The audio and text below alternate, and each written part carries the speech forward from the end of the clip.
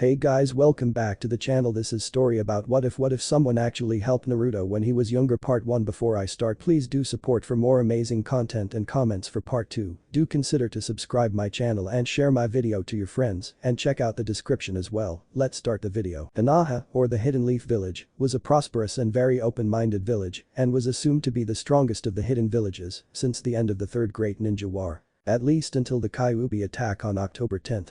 On this day, countless lives were lost, including the Yondaime Hokage. With this loss, depression struck the village. Not only had they lost their military power and leader, some lost everything. Children were placed in orphanages as the days pasted. However, there was one child who was born on that day. His name was Naruto Uzumaki. The Yondaime had to seal half of the Kyuubi inside of Naruto and take the other half with him to the grave. The Sandaime, after coming out of retirement, made a law that the younger generation could never know about his burden. That didn't however stop the villagers and some of the shinobi to torture, stab, belittle, and abuse Naruto. He became the village pariah and many believed he was the reincarnation of the Kyuubi. In another world, this was his life for 12 years. Never knowing the love of a mother or getting acknowledgement of a father. Never even know what love was exactly until he was an adult. He is known as the Leaf No. 1 hyperactive knucklehead ninja. But in this world, he is aware of his surroundings and is just playing dumb. A raven-haired mother of two showed him what compassion was and gave him something he would have gone without if not for her. An actual purpose. Not just stating he'll be Hokage. While they never said they were friends, they knew it to be true. These three were unspoken friends from the day they made a promise to each other. Wait, where the heck did the lavender-eyed girl come from? -6 years after the Kyuubi attack, within the Hidden Leaf Village, a 6-year-old boy with spiky blonde hair was at him. "You won't get away this time, demon." Running for his life. Why? Thought the boy as he ran from the small mob behind him. Why do they hate me? This boy's name is Naruto Uzumaki, Jinchuriki of the Kyuubi. Not that he knew this due to the third's law about his status never revealed to him. Naruto sighed mentally as he turned into an alley, but stopped as he realized it was a dead end. Crap. There he is. We have you now. Demon brat, you cost me everything. Now you die. Naruto barely turned and proceeded to assume the fetal position, waiting for the stabbing and excruciating pain to start, but it never came. Huh? He thought as he looked up. When he did, he saw a female Anbu with a dove mask. He could tell she was a she due to his knowledge of genders. That and the long raven-colored hair. The few shinobi in the mob glared at Dove while the civilians just gulped. "Get out of the way." One of them yelled. Obviously not the brightest one among them. Dove spoke in a monotonous tone, sending chills down some of the civilians' backs. "You will cease your current actions and leave this area." One of the braver shinobi started walking towards Dove. "Oh yeah? And what are you going to do?" He would never finish that sentence due to the kunai that lodged itself into his neck. "This is your final warning.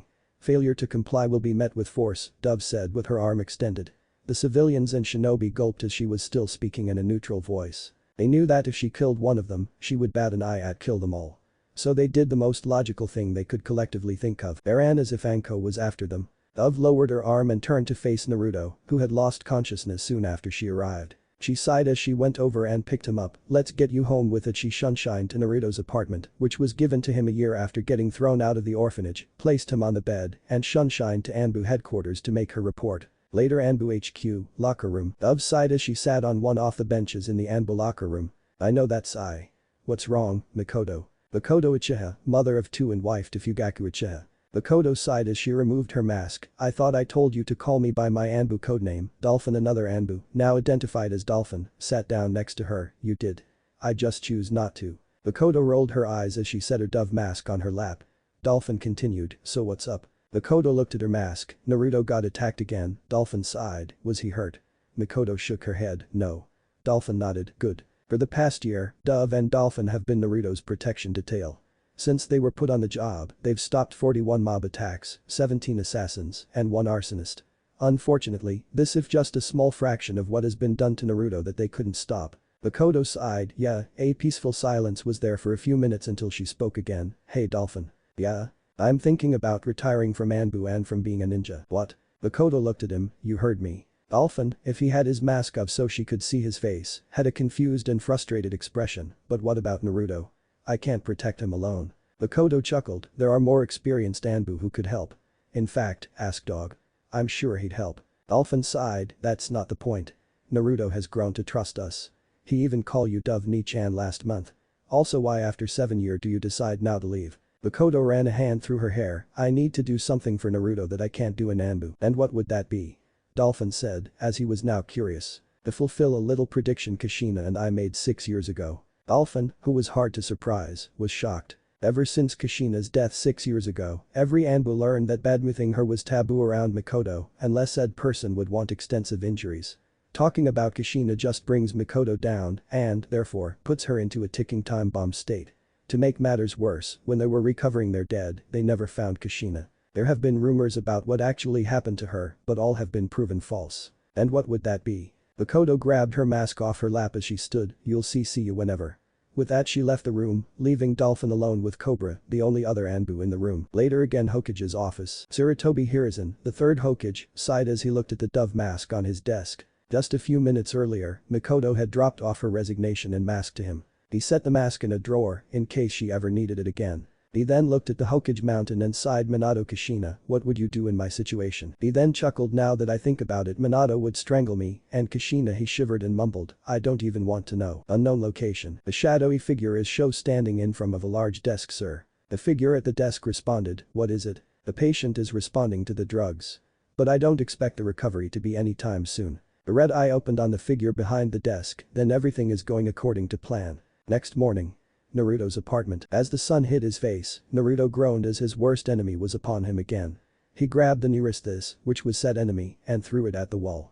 He smiled as the dreaded enemy was silenced until the realization hit him. Not again. He opened one eye and sighed as the sight of his smashed alarm clock entered his view. That's the third one this week. In his mindscape, my host is an idiot, thought the Kyuubi. Real world. Naruto grumbled as he rolled out of bed with the grace of a sloth and had his face also graciously meet the floor. Stupid mock. Outside, Dolphin and Serpent were trying their hardest not to laugh. Well, the former was. The latter was laughing her ass off as quieting as she could to not wake the tenants of the building next to them. Back inside his apartment, Naruto slowly began his slow ascent to standing up. He was standing up when a thought struck him, wait, last thing I remember was that Dove Nichin saved me from the mob that was chasing me, but that was in an alley, so why? He then slapped himself in the face, she brought me back here. Contrary to his personality, Naruto was actually an extremely smart boy, even at the age of 6. Of course he had to mature fast since last night's incident was a common occurrence in his daily routine. Which was wake up, begrudgingly, eat ramen, prank the Anbu, except Dove, Dolphin, Dog and Serpent, eat ramen, talk to the old man, prank the civilians, try to read. He was never taught how to eat ramen, run for his life, then conk out in the blissful wonderland of sleep. He begrudgingly grabbed the broom and dustpan he kept by his bed and walked. Well, Zombie walked over to the remains of his clock and swept them up. He then dumped them into the trash, deposited his cleaning implements where he got them and went to the kitchen. He took one glance inside his refrigerator and sighed, of course I'm out of ramen. As he thought about it, he realized that was the reason he was out last night. He had went to the grocery store and gotten his usual 18 things of instant ramen.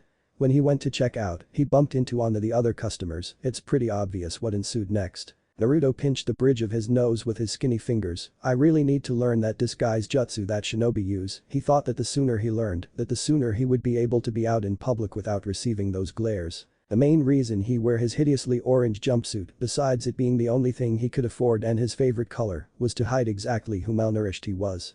Without the jumpsuit, you would think that he never ate. In public, he wore a mask. One that showed him as an idiotic hyperactive kid who never felt sadness. Those who thought that were completely wrong. Not once in his entire life, which was only 6 years, had he been truly happy.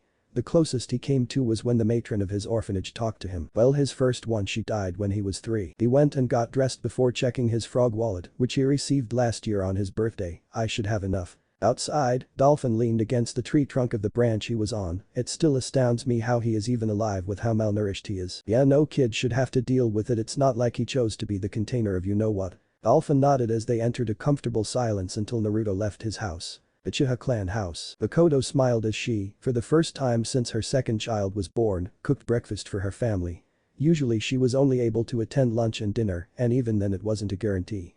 She chuckled as she placed some baby tomatoes onto the smallest plate. She had made pancakes with some bacon. As she set the table, Mikoto heard the sound of rustling sheets and tired grumbling. She chuckled, seems they are up sooner than I thought. The smallest and youngest in the family was the first to enter the dining room and was immediately assaulted by the aroma of amazing cooking.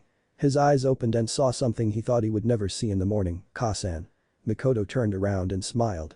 She then knelt down and opened her arms, come and give your Ka-san a hug Sasuke. He didn't need to be told a second time. Later at the park, Mikoto smiled as she looked at Sasuke playing with some of the other clan heirs. It warmed her heart that maybe he wouldn't fall under the Uchiha curse.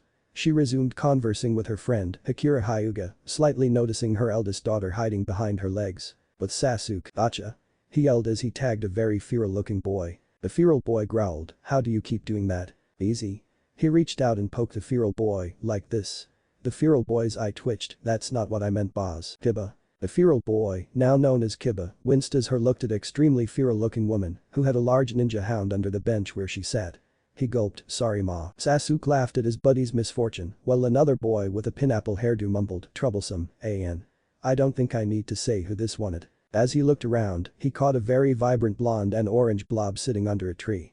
His eye mentally twitched as he thought, with that color of hair and clothing he should have been easy to notice, so how did we all miss him? He started walking towards said blob, and a figure started to take shape. He stopped once he remembered where he saw the face before. Flashback no jutsu. Sasuke was currently sitting in front of his father, Fugaku Uchiha. He was very excited because he was never able to get the attention of his Tusan before. Unfortunately for Sasuke, his hope this was about him faded as Fugaku spoke. Son, he held up a picture of a boy around his age with vibrant spiky blonde hair. I want you to stay away from this boy. He is nothing but trouble. Hi. Sasuke blinked as he looked at the blonde in front of him. This kid is the one Tausen was telling me about. He seems normal to me. He was so deep in his thoughts. Well, as deep as he could go as a 6-year-old. Did he miss the number of books stacked next to the boy? Naruto mumbled, stupid books making words too big to understand. He was currently trying to teach himself how to read, and he was hating every minute of it. He knew that reading was an important skill to learn, but it was a pain in the ass to learn. What are you doing over here? He jumped as the question entered his ears. He looked up from the book he was looking at and looked at a raven-haired boy in front of him. This was a surprise since almost all the kids at the park avoided him. I'm reading. Sasuke raised an eyebrow, you're reading? He pointed at the book, then why is it upside down? Quickly Naruto turned the book over, earning a sweat drop from Sasuke.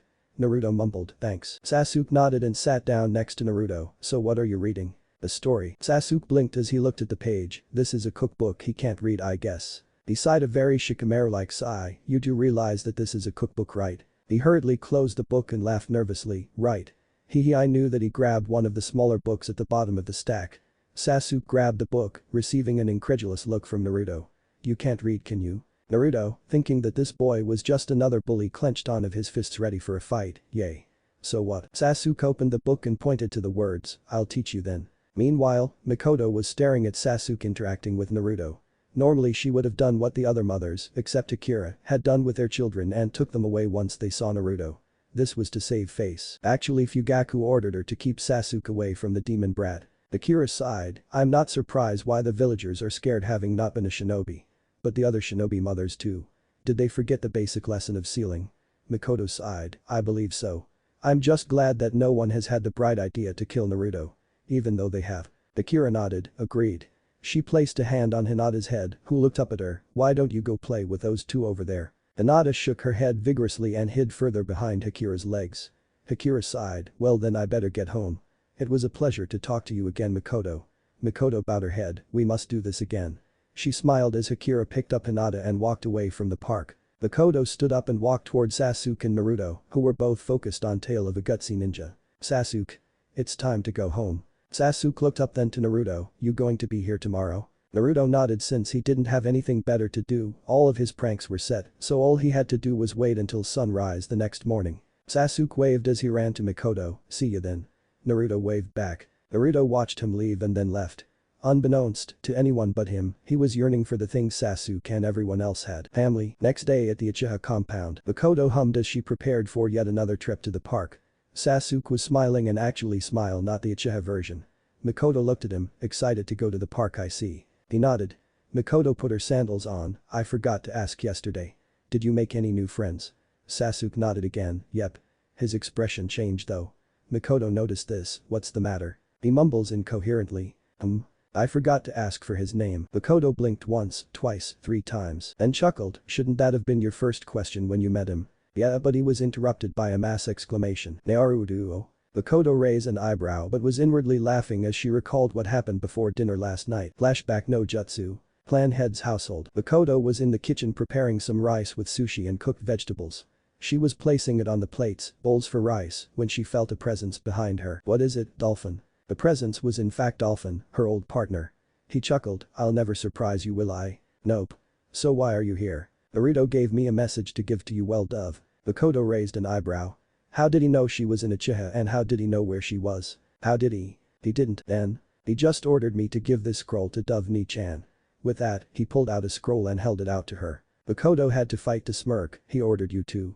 How did he do that? Dolphin scratched the back of his head, he threatened me. Threatened? How does a 6-year-old kid threaten you and Anbu into doing his will? He threatened that I'd be his next target for his pranks. Makoto paled at that.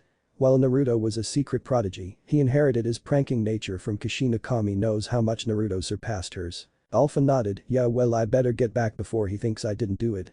With that he vanished. Makoto hesitantly opened the scroll. Once she did and nothing happened, she read what was in it. Dear Dove Ni-chan. If you are not of a clan you can just toss this out into the nearest fire. If you are however, keep reading. Tomorrow morning when the sun rises a massive prank is going to happen. Since I don't know what clan, I know you are not any of the Amanaka, Nara or Akimiichi clans, you are in. I'm just going to list off the clans being pranked and what to avoid. Inyazuka. Avoid the detergent and dog shampoo when you wash your clothes. There is itching powder in it. Hyuga. Lock your dresser, just do it. Uchiha. Avoid the shampoo for a while. I put hair dye in it. Inserts laughing. Abiram. Avoid the compound. I repeat, avoid the compound. I released a few frogs in there. Also I'd avoid HQ until noon. I may have messed with the masks a bit. See you around. Well maybe. Makoto blinked before telling Sasuke to not wash his hair tonight. She knew when Naruto was joking and not, but this time she didn't and that scared her. Hi. Itachi and Fugaku stomped out of the house with very bubblegum-like hair. Makoto couldn't stop herself from laughing as soon as they were out of earshot. Sasuke was already laughing and sputtering, whh ever did that should be giving a medal. At the Inyazuka compound, every member and dog was rolling, catching and itching themselves while Tsume, the clan head, grumbled, I'm going to maim that brat. At the Hyuga, they woke up normally and looked out their window to see their collective undergarments spread across the grounds and walls.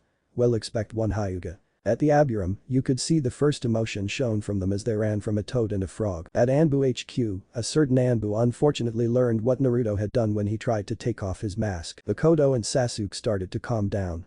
She stood up, ready. Sasuke nodded and with that they left. Meanwhile in the streets of Konoha. Ahahahaha. You've got to lighten up.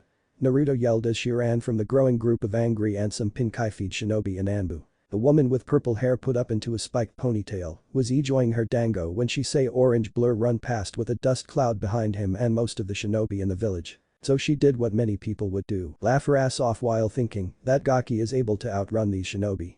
Oh ha, my spleen. Hahaha. Get back here, brat. Naruto laughed as he turned a corner and then into an alley and waited for the mob to pass. They did too, blinded by the urge to catch him to notice. Hey brat, most of them. Gulping, Naruto slowly turned around and saw Tsume with her ninja hounds, with all of them having a murderous look on their faces. Crap, one severe beating and trip to the hospital later. No one can take a joke, mumbled Naruto as he hobbled to his usual spot in the park with a scroll. He, painfully, sat down and opened the scroll revealing a seal. It was a common storage seal. And yes, I know he shouldn't know what this is, but remember I've made him smart in this. He channeled what chakra he could and a plume of smoke appeared. In place of the plume was a pile of books. He slid the books to his side and Star Air tried to read. Makoto walked with Sasuke to the park and noticed Naruto with a familiar orange book in the trees. Dog and Dolphin were on Naruto duty today and what he grabbed to read got the appropriate reactions. Dog was crying in tears as he found a fellow pervert. Since he was on this duty much he didn't know Naruto couldn't read, while Dolphin was praying to whatever god that Makoto wouldn't be here. It was in vain of course. Back to the park area, Makoto's eye twitched. While she knew he could understand what was in the book, Sasuke could read fluently and she didn't want him reading that book ever. She looked around and saw Kiba and Hinata chatting, albeit Kiba occasionally scratched a random spot on his body and Hinata was just talking to be polite. She looked at Sasuke only to see empty space. Makoto gulped and looked towards Naruto's direction to see Sasuke walking towards him. She acted on instinct and Shunshin over to Naruto grabbed the book and Sunshine back where she was with the book in a pocket. Naruto however blinked as he finally started to understand the first word on the page, only to have the book disappear. Okay. He grabbed a different book as he say the same boy, what was it his mother called him Sasuke. From yesterday come before him. He opened the book, hey Sasuke. Sasuke blinked, how did he know my name? Flashback no jutsu. Sasuke it's time to go home. Hi. He blinked again oh yeah, hey. Sasuke grabbed the book and sat next to the blonde, shall we start? Naruto nodded, sure. Inwardly he was surprised that Sasuke actually did follow through with what he said yesterday. What's your name anyway? Huh? Was the only intellectual thing that popped into his mind. Mindscape. I repeat, I'm stuck inside an idiot. Real world. Sasuke chuckled. Your name. You know the thing you are called by? Naruto blinked. Naruto. Sasuke froze. Naruto. As in the name I heard shouted across the village earlier. He nodded. Sasuke burst out laughing. That was you, Okami. You pranked the Uchiha clan. Naruto smiled as he recalled what he did and mentally registered that Sasuke is probably an Uchiha, yep. And so began their unspoken friendship. With Mikoto, she sat down next to Tsume and Hikari, and I forget how I spelled it, hey. Tsume nodded while Hikari repiled, hey Mikoto. What's new? Tsume grumbled, that brat pulled another one of his blasted pranks. Hikari blushed, yes he did, wait a minute. Mikoto gulped as Hikari looked at her, I remember passing a few Uchiha, and every one of them had bubblegum pink hair, so how don't you or Sasuke have? Mikoto chuckled, you should know I figured out his pranking schedule. Today was his weekly huge prank day. Her friends blinked as they slowly placed the days with Naruto major pranks, then promptly slapped their foreheads. We are idiots. Yep. Tsume noticed Naruto and glared, why don't they just kick him out of the village like they did at the orphanage? It took everything in Mikoto to not scream because he's the fourth son. Though she couldn't help but laugh at how idiotic everyone was. Mean seriously. Remove the whiskers and add some weight, Naruto would be a mini Minato. Why do you let your son near him? Mikoto was drawn out of her thought with this question, because I know the difference between a scroll and a kunai. Tsume scoffed, whatever. Mikoto sighed. Tsume lost more in the Kyuubi attack than she let on. She lost her husband along with many dogs and clansmen. She also almost lost Kiba. You wouldn't know it because she kept her emotions locked away. Before the attack, she was well more open-minded. Tsume stood and yelled, Kiba, get your ass over here. Time to go home. But we just got here. Get over here or I'll have you cleaning the kennels for a week. Kiba grumbled as he waved goodbye to Hinata. Once Tsume was out of earshot, Mikoto sighed, Kami, why can't anyone see him as a lonely kid and not the damned fox? Hikari nodded, agreed. A pregnant silence showed up between them. It was broken when Mikoto chuckled. What's so funny? Imagine what Kushina would do if she saw this. Hikari hummed and then smirked, oh yes if only she was still alive. With the boys. This word here is fox, understand? Naruto nodded. In just the past few minutes, Naruto could read words, but he was still having trouble with pronouncing and putting them in sentences. Sasuke smiled, what is his mind made of?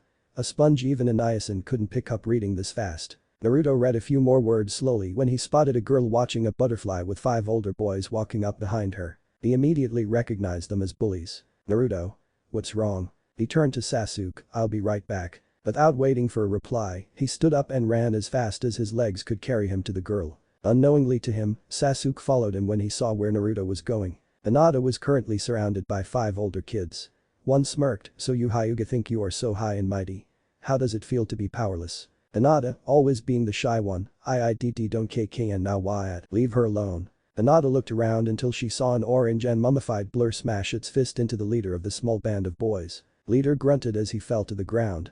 He then got up, so the brat who everyone avoids to the rescue of the loser Hyuga irony. He was smirking until he heard another voice behind him, I'd recommend not getting up unless you plan on leaving. The boy looked and saw Sasuke, TCH and Uchiha, let's go boys. Sasuke and Naruto stood protectively in front of Hinata as the band left. Naruto grumbled, figures. Sasuke shrugs and turns to Hinata, who was shaking. Meanwhile at the Hokage Tower, Sarutobi smiled as he watched Sasuke and Naruto come to T8 of the young Hyuga heiress, well, it seems as if you were both wrong about Naruto.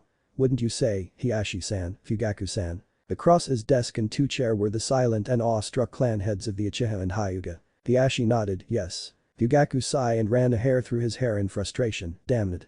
That brat just had to inherit Minato's sense of heroism, says the one with a rival with him. Fugaku glared at Hiashi, who was smirking, oh shut up. Sarutobi chuckled as the 2 friends bickered lightly. While in public they acted as strict and emotionless to each other, they were actually close friends since their genin days. At the park with Mikoto chuckled as she watched Sasuke and Naruto come to Hinata's rescue. Looks like I owe Kushina 50 Ryu. Mikoto laughed at Hikari's downtrodden face and hung head. At the park, Sasuke looks at the shaken Hyuga girl and kneeled down to her level, which was more than he expected, you alright? Hinata nodded but didn't say anything. The mummified Naruto flashed her his foxy grin. Of course it looked more maniacal with the bandages. Hinata stuttered and pushed her pointer fingers together, TT thank you. Sasuke and Naruto looked at each other then back at the Hyuga, you're welcome. Naruto held out his hand, my name's Naruto. Naruto Uzumaki, future Hokage. Sasuke blinked and thought, that's a hard dream to accomplish. Hinata blushed, you know what it looks like as she slowly shook his hand. Sasuke chuckled as he spoke, Sasuke Uchiha. Hinata finally spoke, Hinata Hyuga. Naruto smiled, nice to meet you, Hinata-chan. Meanwhile at the Hokage Tower, in the Hokage's office, Hinata-chan, Yugaku, the third, and every Anbu hidden in the room were trying, and some failing, to hold in their laughter at Hiashi Hyuga's face. His lower jaw hit the floor, and his eyes were the size of dinner plates. He tried to form words, but nothing came on. Yugaku counted down mentally, 3, 2, 1. What did he just say? Fugaku laughed, irony completely escaping him as he looked like a Haruno with his hair pink. Cue sneeze from Sakura Haruno. He couldn't stop himself from making a joke, seems he also inherited Minato's uncanny ability to get a girl to fall in love with him and have no clue. Hiashi was fuming. His daughter was too young to fall in love. Even to develop a crush. He vowed that Naruto Uzumaki would learn the wrath of Hiashi Hyuga. Later that day at the park, Sasuke, Naruto, and Hinata decided to play in their little group for the rest of the time. Naruto and Sasuke was having so much fun they forgot about Naruto's reading lessons. Hinata was enjoying herself since most of the time she was too shy to go around anyone besides her immediate family. At the bench, Mikoto and Hikari were chatting about numerous things. At least until they noticed the time. They called to their respective child and they headed with Naruto following since it was on the way to his apartment. If only Sasuke and Hinata knew that this was the last time they would hear Naruto's voice for a while. Somewhere in an unknown location. The patient is awake, my lord. About time. What's her condition? Stable and she wishes to talk to you. The cloaked figure rose from his spot. Very well, stay here until I return. An bespectacled man nodded, yes, Orochimaru-sama. Orochimaru, the traitorous student of the third, member of the Akatsuki, and the snake Sannin, smiled menacingly as he walked down the corridors of his secret base. Not even Pain knew about this because if he did, Orochimaru would be crushed into oblivion. Literally. Orochimaru entered the only locked door in his base that was known to his henchmen at least. Well, it's about time you woke up, my dear. On the bed was a pale woman with long pale red hair. She was frail and was just staring at the ceiling, then she seems to gain her unused energy and yell loudly at her host. Where am I? And what do you mean it's about time? Can you guess who? Orochimaru leaned in the doorway. Well, to answer your first question, you are in my hidden base in the land of rice. He ran a hand through his hair, asked to your second question, you've been in a coma for a while. Silence conquered the room until she spoke, how long? 6 years. And my Sachi. Her question was met with silence, so she started to assume the worst, and my Otto. That acid doornail. His bluntness didn't shock her, but tears started to gather in her eyes, seeing how last I remember I was dying. Now I'm living so I can only assume you want something. Orochimaru chuckled somewhat darkly, I'm actually going to let you go in wave. I need you to spy on a local crime lord, Gato. The woman chuckled, you know I suck as being undercover. You're going as yourself. You don't think I'll be recognized? With my reputation, the world has forgotten you. Only your Anemius would recognize you. Silence. You shall leave when you are fully recovered. How long until I can? 2 years. Silence. With that, Orochimaru left, leaving the woman to her thoughts. She brought her legs up and rested her head on her knees. Naru. The Konoha. Naruto decided to go to Ichiraku's before he went home. Big mistake. He sighed as he was once again in a dead-end alley and a small mob was formed around him this time, though no Anbu to rescue him. Finally. We've got you now, demon. It's time for you to pay for your crimes. Blah blah blah, Naruto thought as he mentally rolled his eyes. It was the same speech every time. He was about to make a run for it when a stabbing pain in his leg stopped him. He looked down only to see 2 kunai in both of his legs. Wah. Several more kunai stabbed into his body. The crowd roared as they saw the demon crumble to the ground. It was short-lived since all of them were now headless. An Anbu with a crow mask stood above the now headless crowd. He wiped the blood from his blade and sheathed it. For your crime of harming a Konoha civilian and a child, to say the least, your punishment is death. He looked at Naruto and sighed. The small frail boy was a pincushion without the cushion. Crow grabbed Naruto and Sunshine to the hospital. Hospital. I should have protected him better. You couldn't have known they figured out the Anbu shift change. Still, the doctor came out of the room and sighed. I did everything I could. He'll live, but he's in a coma. The third's face saddened. When will he wake? Never, unless you can get. She'll never come. Alphen looked at them. Who are you talking about? If they can save Naruto, we should find them. The third sighed. Tsunade Senju. In Naruto's mindscape, he was staring at a ceiling and he was lying in water. He sighed, judging from the smell, I'm guessing this is a sewer.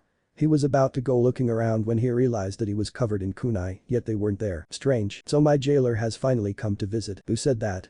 Naruto turned to a large cage and inside was a tall woman with 9 tails behind her. Naruto blinked. Yep, still there. He took a closer look and saw that they were a very familiar orange color.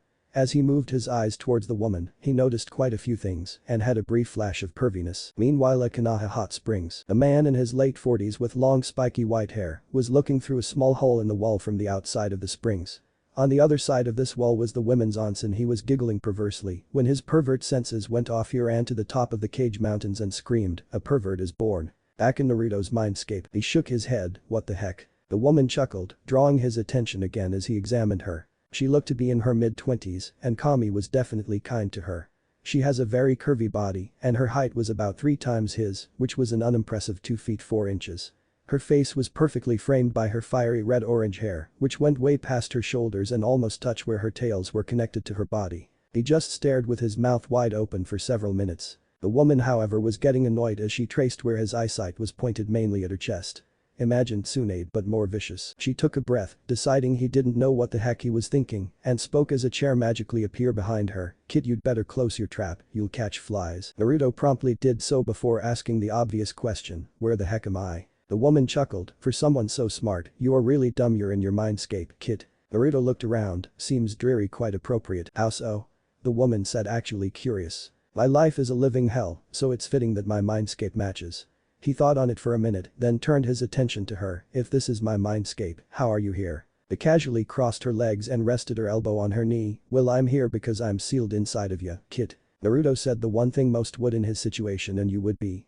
He had an idea due to the tales, but he needed to be sure. "I am the great and powerful Kyuubi." Naruto blinked, then pinched the arch of his nose. "Well, I now know why everyone hates me, so the fourth sealed you inside of me, because he couldn't kill you, correct?" Kyuubi nodded, "Yep, and between you and me, best thing since I was released." Naruto raised an eyebrow, "You're glad that you got sealed?" "Wait, what do you mean released?" Kyuubi sighed, knowing that this was going to be a long conversation. "You are technically my third host. I was released when my second was." Naruto gulped. He then thought of a chair and instinctively sat down, surprised that there was actually a chair. He shook it off for no as he asked, "Who were your other hosts?" "My first was the first Hokage's wife actually, Mito Uzumaki." She paused as she resisted the urge to laugh at Naruto's facial expression. He sputtered, "Uzumaki." "Yep, well technically she is Mito Senju Uzumaki. But still an Uzumaki through and through." Naruto was now listening intently. "Mito was well a lot like that Anbu you call Nichan of. She was harsh when needed but kind-hearted. At first I hated being sealed because I was chained in my Biju form to a tablet. In my opinion this is much better." She looked around and then noticed something. The water was gone from the floor. She continued, curious about this development. "Anyways, as time went on, Mito grew older and as a result they needed to reseal me into another, Kushina Uzumaki. She was my second host." "What was she like?" Deciding to not tell him the truth about who she actually was to him, she smiled. "She was a lot like you. Her entire clan was wiped out in a bloody massacre. She was alone," she smiled, "until she got me. While I was in her she had me chained to the floor. I could move but only as far as the chains allowed." She chuckled, remembering their first meeting. "Anyways, she was a lot like you as I said. Prankster, stubborn, willing to defend others, and annoying verbal tick." She smirked at seeing Naruto starry-eyed, so she decided to push him over the edge. "Oh yeah, she also had this thing with Ramen. I swear if you were to test her blood you'd find Ramen in it." Naruto wished he could meet her. What happened to her? Kyuubi was happy to be able to talk to her host without him just shunning her. "Well, the usual. She got married, got pregnant." She chuckled. "Those two came up with the weirdest name for their son. I don't remember what it was, but I know that it meant both rice cake and maelstrom."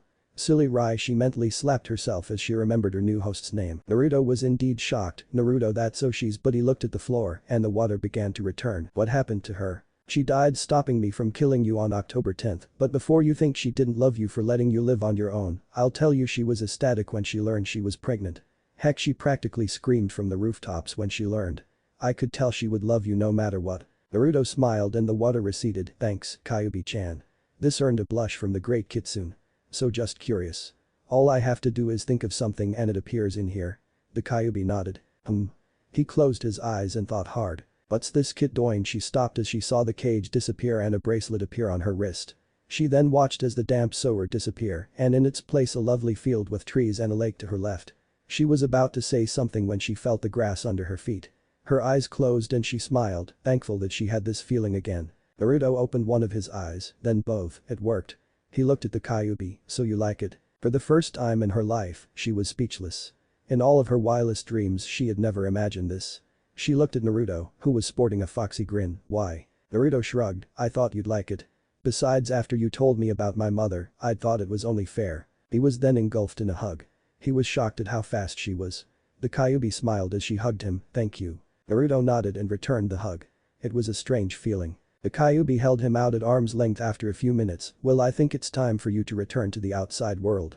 I mean, you have been out for 3 weeks. She looked at him, or the space that was him. She sighed. Of course he does that, impatient as you, Kushina. Real world. Naruto's ear twitched as he heard a female's voice. He's waking up. Naruto's opened his eyes slowly, then closed them, staring at the bright lights. He grumbled as he sniffed the air. Hospital. He went on autopilot as he, painfully, removed the wires and apparatuses that were connected. He then bounded to the window only to be caught by Dolphin. Dolphin sighed. How is he already full of energy? He's been out for a month. The man's voice said. He's in Uzumaki. They are annoying, full of energy, especially WH. Whack. Naruto turned his head to see a white-haired man with a horned Hiyari with the kanji for oil twitching on the floor. Above him was a busty blonde woman with her fist where he assumed was where the man's head was. He doesn't need to hear the Jiraiya. A switch flipped in Naruto's mind. Jiraiya. As in the Toad Sannin. Again, he's smart. The man jumped onto his feet. That is I. The amazing and gallant Jiraiya. Swish. Crunch. Ah. And down he goes. This time it was a chakra-enhanced kickdown under every guy, and Konoha winced as Jiraiya crumbled to the ground, holding his family jewels. Naruto looks at the blonde. So you must be Tsunade. The slug princess. Tsunade nodded. Yes, I am. Those two are the ones your mother looked up to. Sheesh. What the hell? How can I hear you, Kyuubi-chan? They'll explain later. You'd better pay attention. She thought through their link, thankful that he couldn't see her blush. So Naruto, you hungry? Naruto nodded, though he was still being carried like a bag of flour by Dolphin. Can we go to Ichiraku? Dolphin laughed as they left. Sarutobi looked at his two students. Why didn't you tell him? Jiraiya crawled to a sitting against the wall. How do you think he'd react if he knew we abandoned him for our grief of Minato and Kushina's death? Tsunade sighed, and that we are his godparents. Meanwhile at Ichiraku's, Dolphin, along with Serpent and Cat, removed their masks when they sat next to Naruto, while Dog just stood by the entrance. Oh, I have an evil idea that you will find funny. Do tell. When Kushina was alive, the man you call old man, Ichiraku, made a bowl named the Kushina Special. Still not hearing the funny part. All 4 of your Anbu friend knew her, so what would they do if you ordered the once popular dish of Kushina? Oh, you are evil. Remind me to ask you for my next prank idea. So what will you have? Am asked. Pork. This came from Cat. Mizo. Dolphin. Beef. Serpent. Am nodded. Okay, and what about you, Naruto? Naruto smiled his foxy grin, which caused the 4 Anbu to shiver. They've seen that smile before. I'll have the Kushina Special. Dolphin's eyes widened as he heard the order. And he was speechless. Dog literally fell to the ground and twitched slightly. Cat fainted.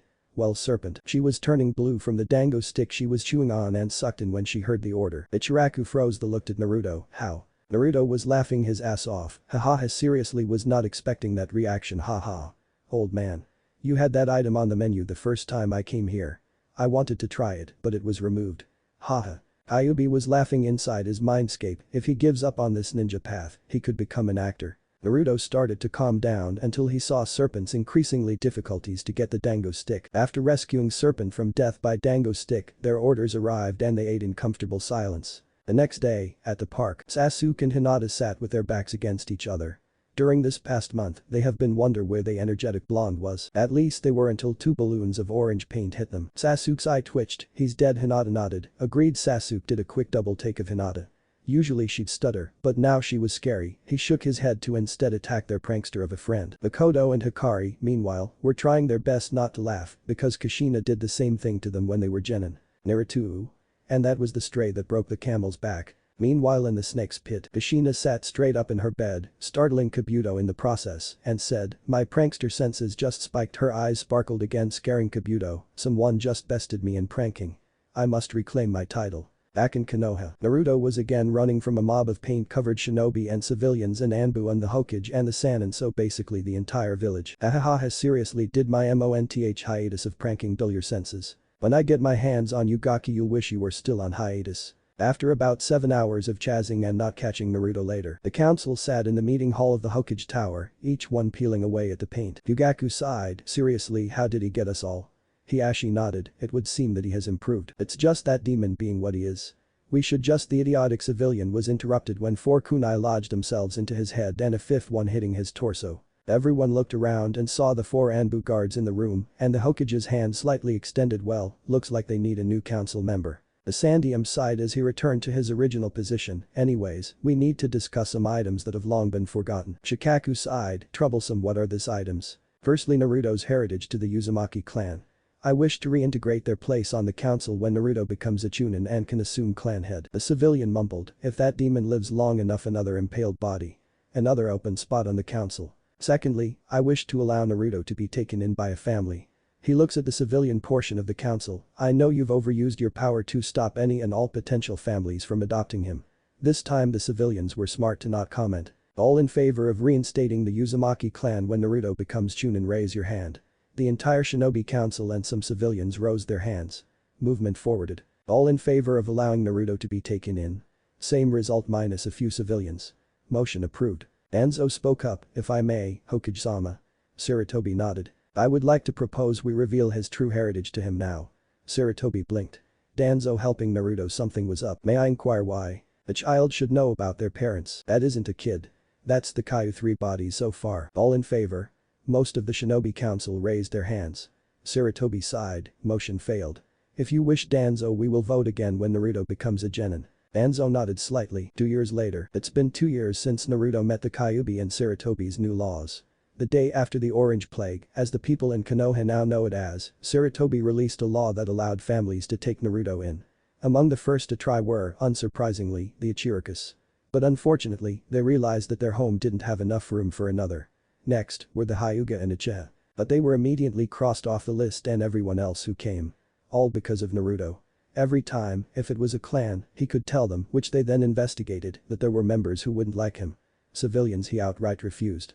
Even though the kids were excited to have another, the parents' smiles had the look that promised an early death for him. So he is still living in his crappy apartment in the red light district. His relationship with Sasuke and Hinata only grew closer.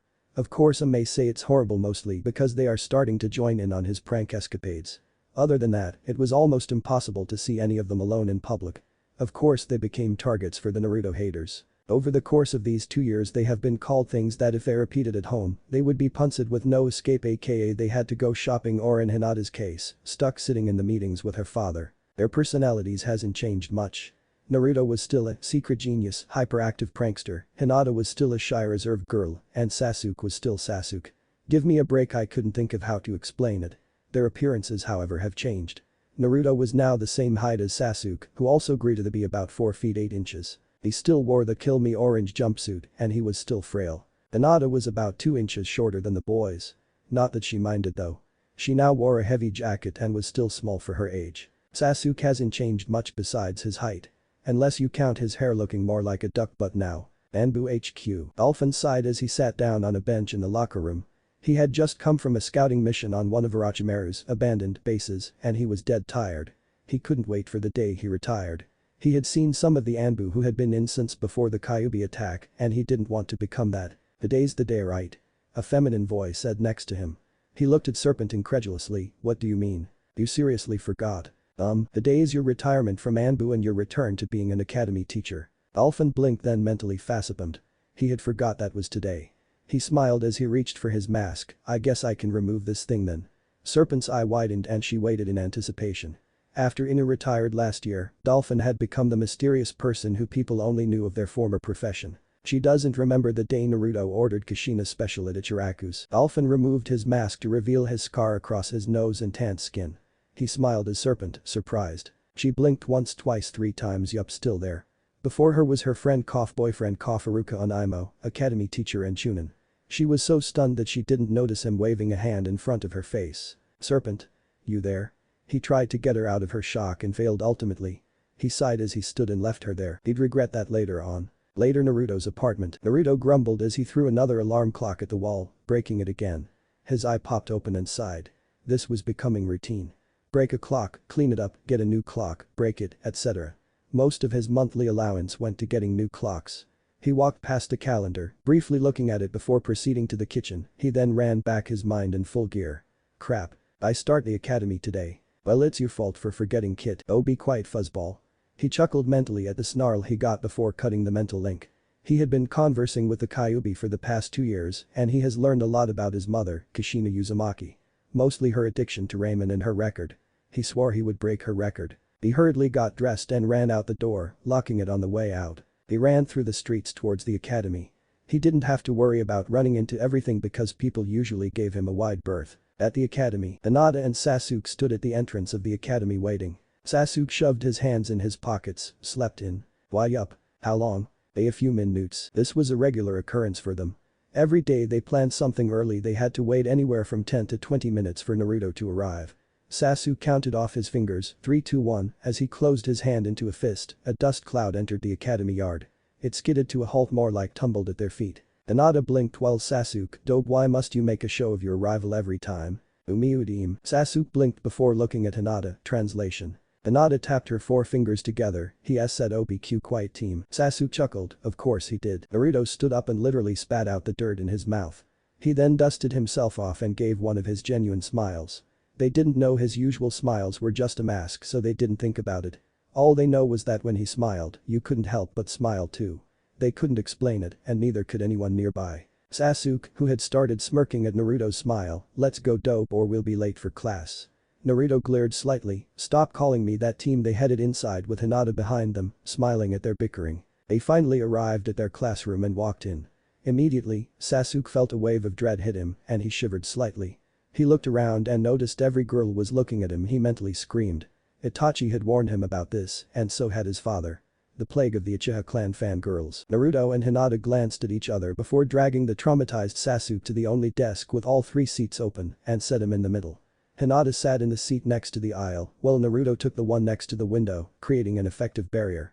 That didn't stop the girls from staring. Sasuke went into the ultimate fangirl defense. The Uchiha brooding mode. He cupped his hands together, put them in front of his mouth and nose, and inwardly wished that it worked. Naruto say this of course and instantly started to snicker before whispering, for once I'm glad I'm not in your family, team. Sasuke sent a sideways glare at Naruto before re-entering the brooding mode. Outside the classroom, Iruka sighed as he just stared at the door in front of him. I have the feeling my class is full of fangirls. He opened the door and wanted to leave immediately. He was correct. Fangirl lined the first row of the desks. He sighed and looked around mentally, doing an attendance sheet. Kiba Inuzuka Shino Aburami no Yamanaka, Fangirl Sai, Sakura Haruno, another Shikamaru Nara, Choji Akimichi Hinata Hyuga Sasuke Uchiha Naruto Yuzu. His train of thought derailed as he sent Naruto a hidden shocked look. He then did multiple backflips in his head. Yes. Finally.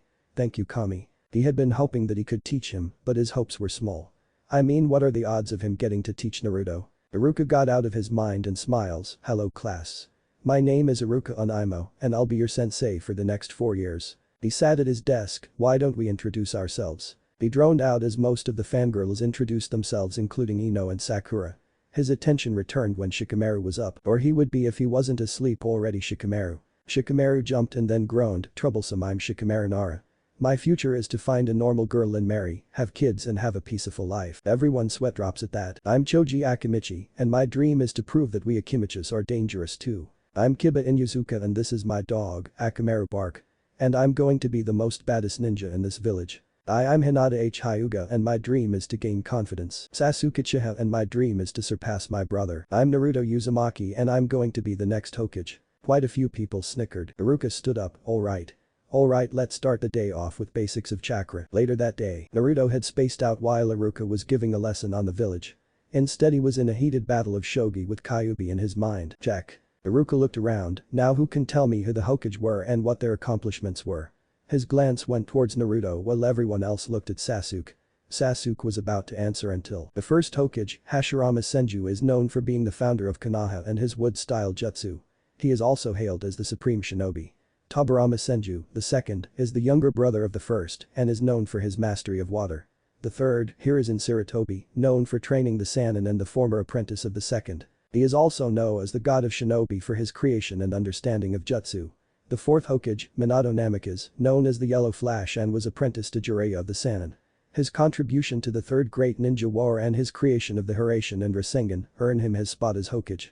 He died saving the village from the Kyuubi. Everyone, except Iruka, turned their heads to Naruto, the one who answered. Even Sasuke and Hinata were surprised. And he wasn't even paying attention to the lesson, he was still oblivious until he noticed the silence. He then realized what he said and looked around. What? Sakura, the resident bookworm, pointed. How? You can't expect a future Hokage to not know what his predecessors accomplished, so everyone besides Iruka, who was inwardly beaming, Sasuke and Hinata, chalked it up to him just knowing that to achieve his silly goal. Sasuke drowned out Iruka as he resumed the lesson. He unrolled his scroll and kept doing that until he came to the part about the fourth. It had a few pictures, but the one that caught his eye was the one of him in his academy days. He nudged Hinata and pointed to the picture. Her eyes widened. They held the picture towards Naruto and compared it. Their eyes were now dish plates. It was the exact same thing. Besides the clothes and the spikiness of their hair, they were the same person. Same pose, same dull look in his face, even the same as all eyes. They figured out the secret. Minato Namikaze was Naruto Uzumaki's father. Techmate Kit. Meanwhile at the entrance to Wave Country. So it's finally time? Yes. Remember, you are to spy on Gato and report any movements for the next 4 years. And after that I'm free to go. Yes. Kushina sighed as she swung her bag over her shoulder. Whatever, I'll send you a scroll in about a week, you snake. Academy grounds. Sasuke and Hinata just stared at their blonde friend. They were still in shock that they were friends with the fourth son. And they didn't know it. They then thought more on it. Why did everyone hate him then? In fact, if they didn't know, how couldn't they figure it out? He is a miniature Minato after all. See you tomorrow, you two. They blinked as they waved at the blonde who was running home. They noticed that their parents were smiling at them and they waved at each other as they headed their separate ways. The Uchiha main family household, clan grounds. Makoto looked curiously at Sasuke. He was usually vibrant and, "Can I ask you guys a question?" She blinked and Fugaku answered in his monotone voice, "What is it, son?" Is Naruto." He pauses, hoping he wouldn't sound crazy. "What is it, Sasuke?" Makoto was mentally hoping it wasn't Naruto's tenant he found about. Is Naruto the fourth son? If he thought he wasn't crazy before, he definitely thought so now. Fugaku breathed in his pipe he was smoking and coughed. Makoto sighed in relief and smiled. "About time you figured it out, little brother." Sasuke blinked as he looked at his brother, Itachi, then the realization hit him. "You all knew." Fugaku smiled. Everyone had to do a double take. "Yep, still there." He spoke, "Of course. After all, Minato was my teammate and friend. I'd think I'd know his son." Makoto was still smiling, friends with his mother. Itachi just smirked. Anbu. Sasuke looked at his family, baffled. Then he did the most logical thing a person could do. He fainted. While at the Hyuga household, the same thing happened with Hinata. Naruto's apartment. Naruto sighed as he opened the door and went in. But instead of the smell of nothing, he was hit with the alluring smell of food. He walked cautiously to the kitchen and looked in. On the table was a bounty of food with a note against one of the plates. He took the note, opened it, and read, "Hey Naruto. It's Dove. Yeah, long time no see, but missions have stopped me. I made this for you, so eat up." Naruto smiled and set the note on the table.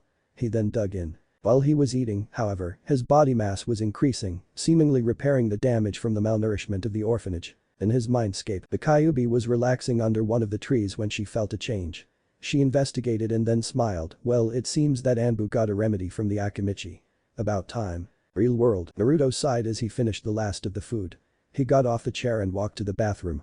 As he did, he noticed that he felt stronger and less likely to fall over. He shook his head and took a quick shower, then went to bed well to converse with the Kyuubi. Mindscape. Naruto sighed as he sat down next to the Kyuubi. Finally, Kyuubi smiled. "Hey kid." Naruto nodded. "Hey fuzzball." Kyuubi glared. "No respect, tch. A shogi board appeared between them. "Whatever. Up for a game?" She nodded as the pieces appeared on the board. Kyuubi moved a piece. "So kid, what do you think about the academy and your sensei?" Naruto moves one of his pieces. Seems boring, but I have to graduate to become a shinobi, so I'll suffer though it. Iruka-sensei, however, he seems familiar, but I can place where. The Kyuubi moves another one piece. Check. So he knows Iruka is familiar, but he can place where him. Naruto's eye twitched as he moves a piece to counter the check. Kyuubi smiled. "Interesting move." Kitsuhou was sitting next to an Uchiha's brooding mode. Haha. Hilarious. I thought I'd never see him like that. Checkmate. Naruto's laughing stopped as he looked at the board. Indeed, he was in checkmate. One of these days, I'm going to beat you. Kid, I'm a millennium older than you. You think you can beat me? Yes, or my name isn't Naruto Uzumaki. Kyuubi chuckled as the board disappeared. Good luck with that, kid. A peaceful silence descended on them until Naruto spoke up. Hey Kyuubi. Yes. What's your name? This shocked her. None of her former hosts asked this, mostly because they preferred nicknames like Fuzzball. Why do you want to know? He shrugged, gazing off into the distance. Everyone has a name. Besides, I need something to call you besides Fuzzball. Kyuubi blinked then smiled. Make you a deal, kid. If you can become a genin, I'll tell you my name. Deal? Kyuubi chuckled. Good. Now you'd better get up or you'll be late. Crap. With that he disappeared. Real world. Next morning. Naruto woke with a start and landed on the floor. He glared as he looked at the clock. Stupid fuzzball, I still could have slept for another hour. He grumbles as he headed towards his dresser. However, when he looked inside, only his boxers were there. Then he facepalmed. Yesterday was laundry day. Looking around for the pile, he noticed a small bundle next to his bed with another note on it. He picked up the note and read it. Where are these? You'll thank me later. A friend. He blinked then unwrapped the bundle. He sighed, whatever. Academy with Uchiha and Hyuga. Sasuke and Hinata sighed as they waited again for Naruto. Yugaku and Hisashi were chatting civilly while their wives chatted on and on. Yugaku stopped talking and his eyes widened. Hisashi raised an eyebrow, what is it? Yugaku pointed behind him, and when he looked he also froze. Their wives seeing this followed their line of sight and froze also. Walking up to them was a spiky blonde-haired azure-eyed boy wearing a white jacket and blue pants. He had a smile on his face and a sort of attitude about him. They collectively thought, Minato. Hinata and Sasuke sighed again waiting for the orange blur to land in front of them. Hey guys. They blinked as they looked at the blonde in front of them. The first to speak was Sasuke. Naruto. Naruto nodded while thinking, what is it with everyone? The entire way here I got strange stares, but somehow I could tell there was nostalgia behind them. Sasuke blinked again, what happened to your jumpsuit? Laundry day yesterday. This was the only thing I had clean. Sasuke sighed, whatever, let's get to class before you break our parents even more. He shot a glance at his and Hinata's parent statues. They all nodded and headed into the academy. Yugaku spoke first, that's just creepy. Hisashi nodded, agreed. The civilians that were nearby blinked. Not in their entire lifetime had they seen the Hyuga and the Uchiha agree on anything. Mikoto then got a creepy grin. I have a plan that Kushina would be proud of. The other three listened as she explained her plan and gained the same grin. In class, Naruto sighed as walked into class because he felt as if he was being watched. And that's because everyone was looking at him. He sat down while Sasuke went into his brooding self and Hinata sat on the other side of Sasuke. He waited and heard the door open. Sorry class. I ran into an old friend. Anyways, today we will be testing your current proficiency in each skill. If you would please follow me outside. They did, and in the yard were a few target dummies, a table full of kunai and shuriken, and a taijutsu ring. Iruka smiled, alright, first up at kunai throwing. Naruto droned out, only returning to hear Hinata's and Sasuke's scores. Hinata got a 6 out of 7 and Sasuke got a 8 out of 10, the current highest. Naruto Uzumaki. Naruto came up to the throwing line and looked at Iruka, can I use my own kunai? Iruka raised an eyebrow before nodding, seeing no harm in it. Until he say the kunai, Naruto pulled out a tri-pronged kunai from a pouch on his ankle and threw it at the dummy, repeating the process 9 more times. In the trees, Serpent and Nico were dumbstruck at the kunai on the roof. Kakashi almost dropped his Icha book. While in the Hokage tower, Sarutobi was chuckling, Naruto, you are one interesting kid. Iruka looked at the dummy and almost fainted. A 10 out of 10, good job Naruto, perfect score. Naruto beamed and went to retrieve his kunai. Iruka looked at him, hey Naruto. Where did you get those kunai? Naruto placed them in his pouch as he chuckled nervously, well, I was kind of exploring around training ground 44 when I found a box inside were these kunai. Serpent had to restrain herself while Iruka just blinked. The other students had no idea what was so important about these kunai or training ground 44. Iruka sighed, whatever. Next up shuriken. Hinata got a 5 out of 10. Naruto 7 out of 10. Sasuke 8 out of 10. Alright, that's enough for today. Let's head back inside. Classroom. When they returned to their seats, they saw a test form on their desks. Iruka explained, these are IQ tests. They'll tell us how far along you are. You may begin. As soon as Naruto looked at the form he sighed. He quickly answered the questions and decided to take a nap soon after. Shikamaru followed his example. After school. Hey Hinata, Sasuke. Want to go train for a little? Sasuke nodded while Hinata bowed her head. They headed to Training Ground 7, unknowing the significance it will be. Training Ground 7. Kakashi stood before the memorial stone and sighed, Sensei Obito Rin, I wonder what you would do in my situation. He heard voices and disappeared into the tree cover. He watched the three friends enter the training ground and start throwing kunai at the posts. After about 20 minutes they engaged in taijutsu. Naruto stood across from Sasuke, I hope you're ready. Sasuke nodded. Hikari. And I landed there. Just kidding. Sasuke charged Naruto with a fist aiming for his face. Naruto sidestepped him and tripped him, you'll have to try another tactic. This type of fighting continued until both sides were pooped. Naruto and Sasuke panted as they stood across from each other. Enough, it's a T-tie. They then flopped on the ground while Naruto spoke, finally. Kakashi smiled as he watched Hinata walk over to them and help them up. Hinata and Sasuke waved goodbye to Naruto and left. Kakashi was about to leave when Naruto picked up his kunai and studied it. He then heard him speak, I wonder could these letters be some type of seal. Kakashi wanted to laugh. But he did know one thing, he would train his sensei's son. Naruto sighed as he thought about what the Kyuubi had said, so few in jutsu. A few months later, Iruka looked at the strange request from the Hokage. Put Hinata, Sasuke and Naruto on a team against Ino Shikacho. He sighed, well class, we were going to learn about the history of the 5 great nations a few grown. But it seems as if we are going to learn about teamwork. To the taijutsu ring. The class was confused but did as they were told. Alright, this is going to be a team battle. The teams are Naruto, Hinata, and Sasuke against Ino, Choji, and Shikamaru. As they entered the ring, Naruto started to assess their opponents. Ready? After receiving a nod from both sides, begin. Naruto took up a strange stance. Hinata take Ino. Sasuke, Choji. I'll take care of Shikamaru. Sasuke and Hinata nodded. They had grown used to Naruto's smartness and hasn't questioned that his strategies were usually spot on. They charged their respective targets while Naruto looked at Shikamaru. He then pulled out a portable shogi board and set it on the ground, motioning to Shikamaru to sit. Everyone besides Sasuke, Hinata, Choji and Ino facepalmed. Everyone knew in their class, Shikamaru was the reigning shogi champion. They watched as Hinata defeated Ino with relative ease and Sasuke got Choji to surrender without much of a fight. They turned their attention to the shogi board and were shocked. In just 2 turns, Naruto had gotten Shikamaru to have to rethink his strategy. After 10 minutes they could see the sweat gathering on Shikamaru's forehead. Naruto was relaxed and was in fact seeming calm. Shikamaru smiled confidently as he moved his piece. Check, you troublesome blonde. Naruto simply took the piece that called check and checkmate. Shikamaru's eyes widened as he glanced at the board, indeed confirming of his defeat. He was so focused on defeating Naruto, he wasn't paying attention on the placement of the pieces.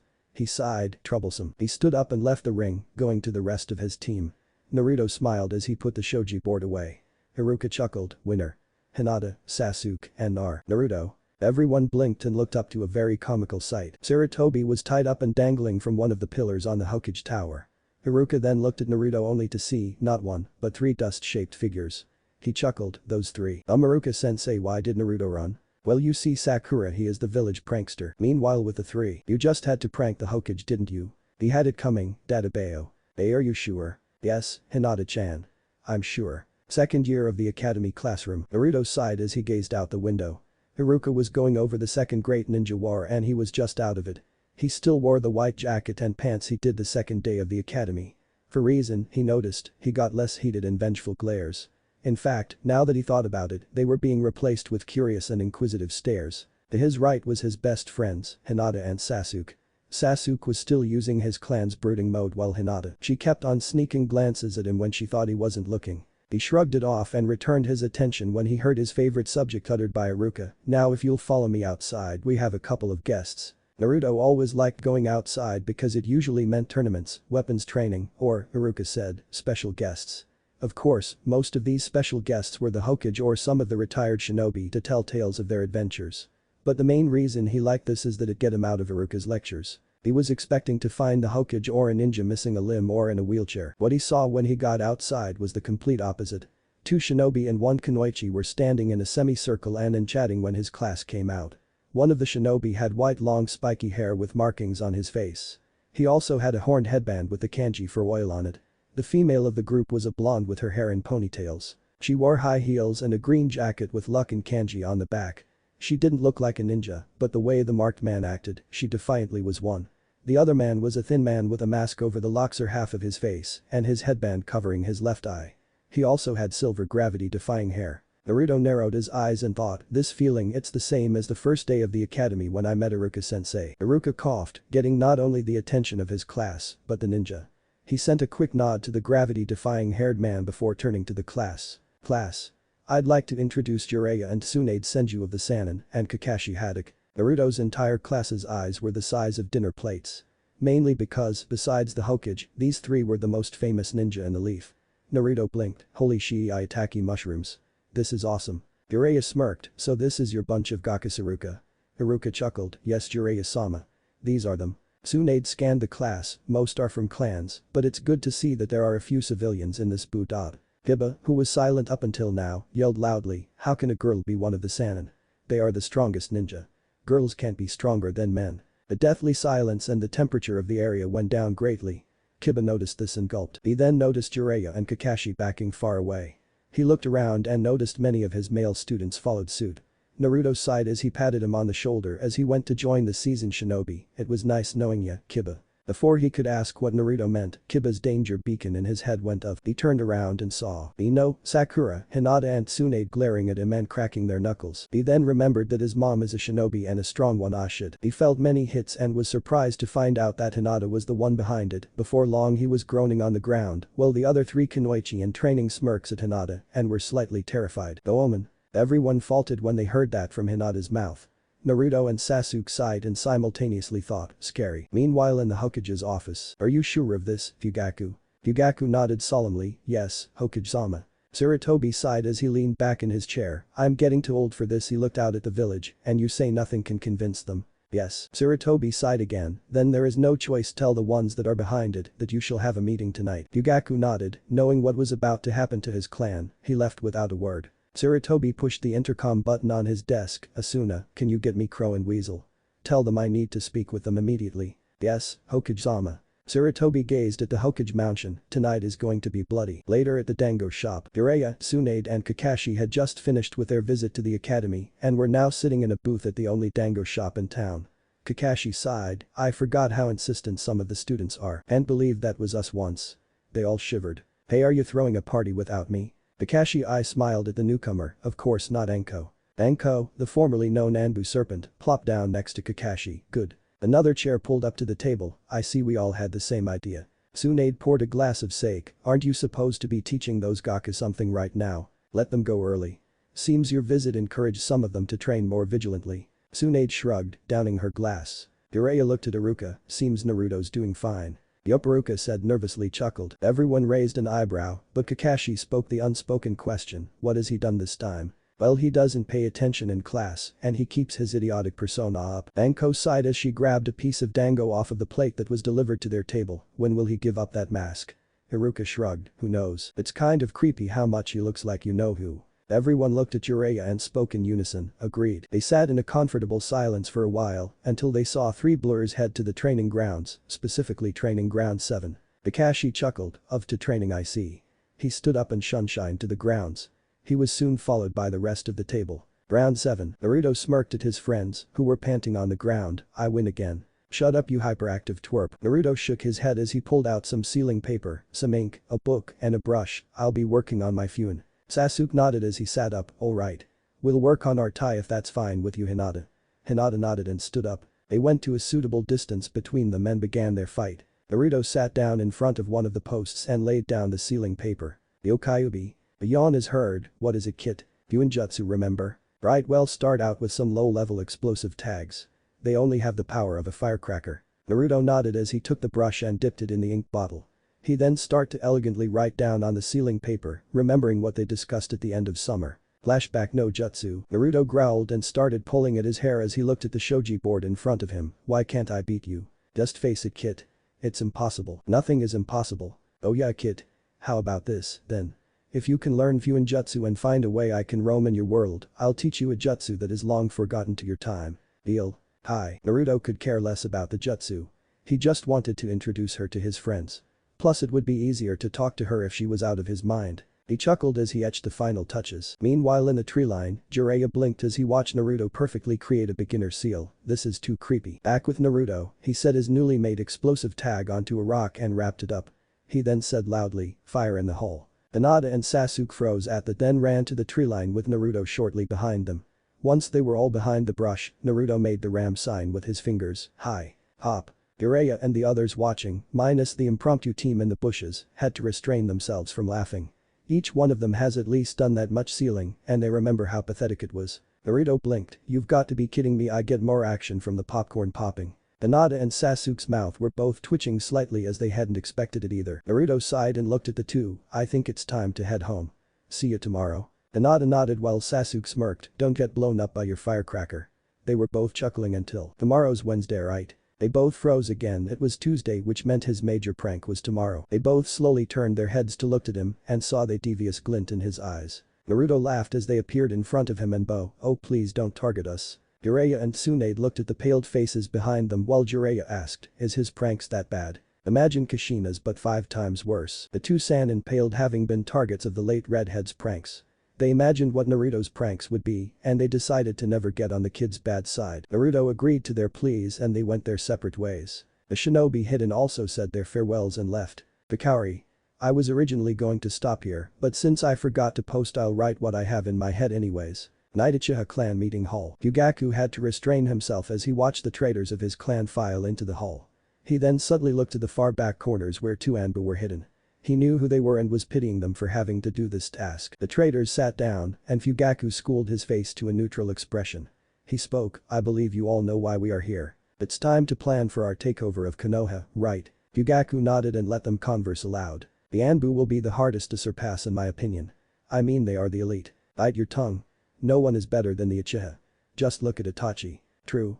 With an Uchiha and Anbu, we could end both the Hokage and deal with the Anbu. Of course we must plan.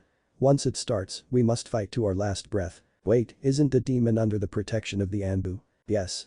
We could have Itachi kill it and we'd finally be rid of it. That got many exclamations of approval. Well, Fugaku inwardly smiled, so not only they are traitors but they are the ones from my clan who are Naruto haters. He coughed, getting the attention of everyone. Once the room silent, he smirked, have you heard enough? From the corners, Weasel and Crow phased into existence. Crow set his hand on his tanto, yes. He did some hand signs, and 2 more Anbu appeared in front of the exist. Crow pulls out his tanto, and Weasel followed his example.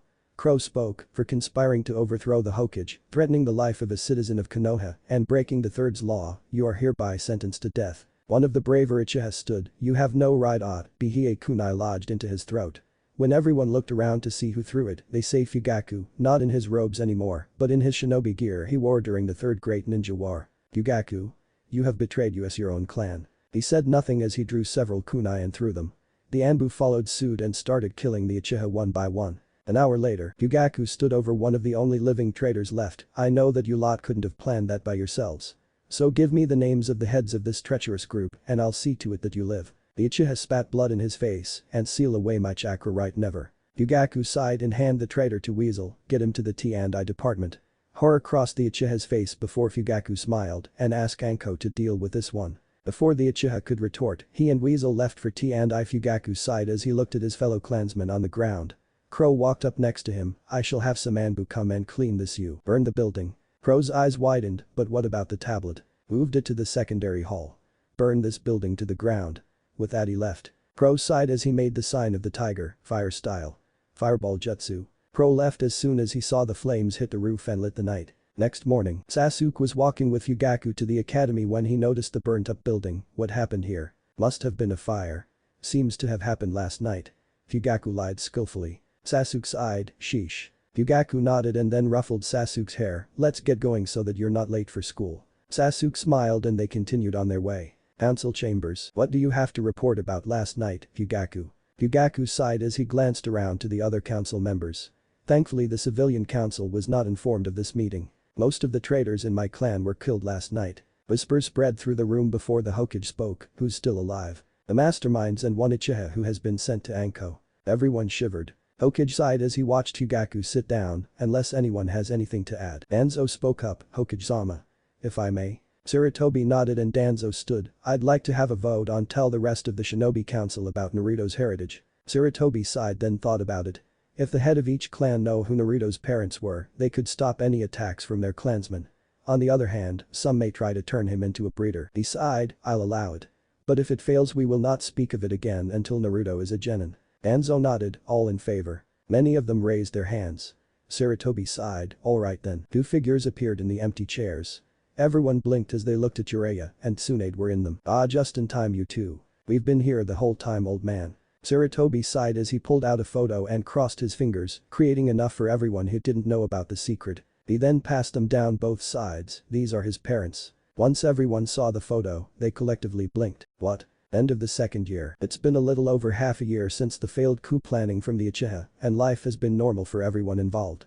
The building has been replaced and made into a garden, and those killed were assumed to have died in the fire. Fugaku had commented, this is better than a bland-looking building. Currently Iruka was grading the final test of the year. He looked up and noticed everyone staring at him. He smiled as he stood, well I must say I'm very impressed of most of you.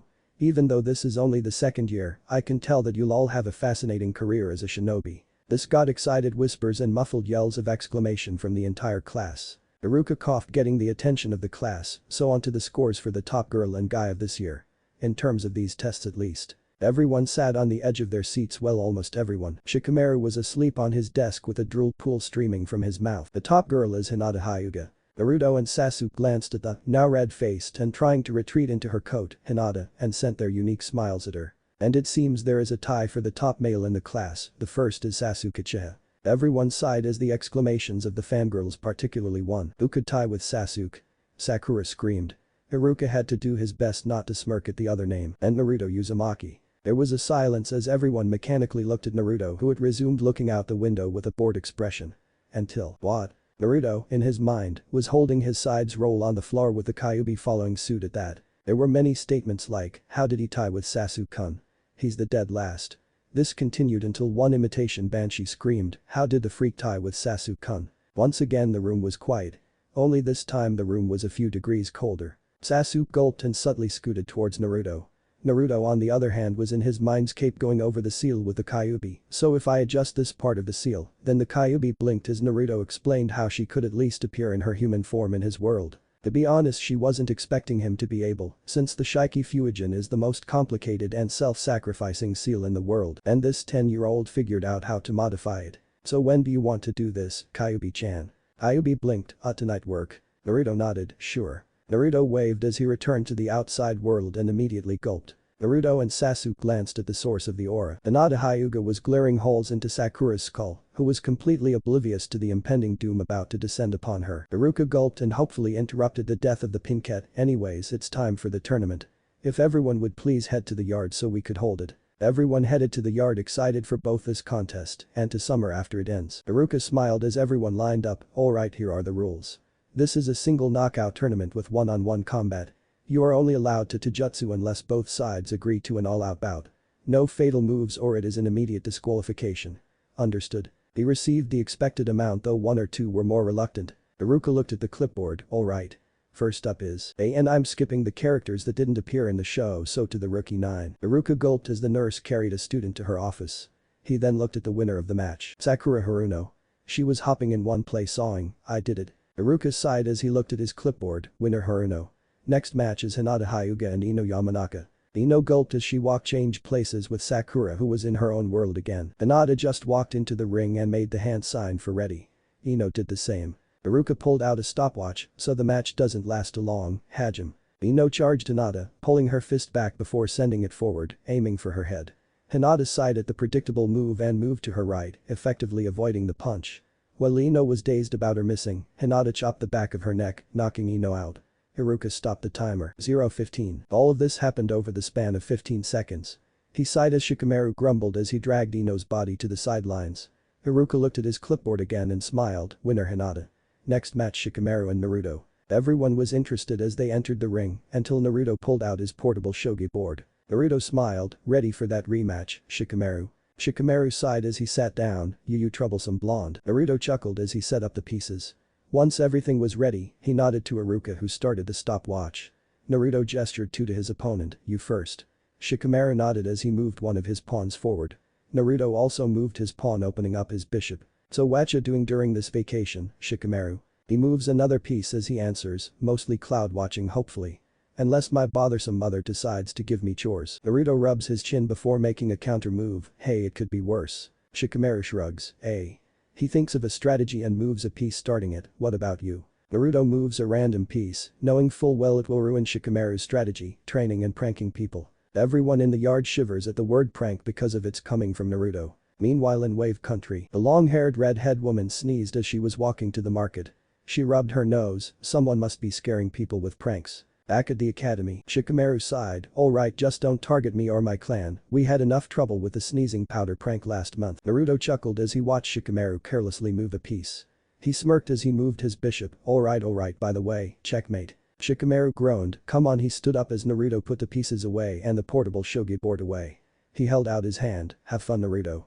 Naruto grabbed the offered hand and smiled, you too Shikamaru. Don't go crazy though. I may go crazy trying to figure out how to win against you in shogi. True.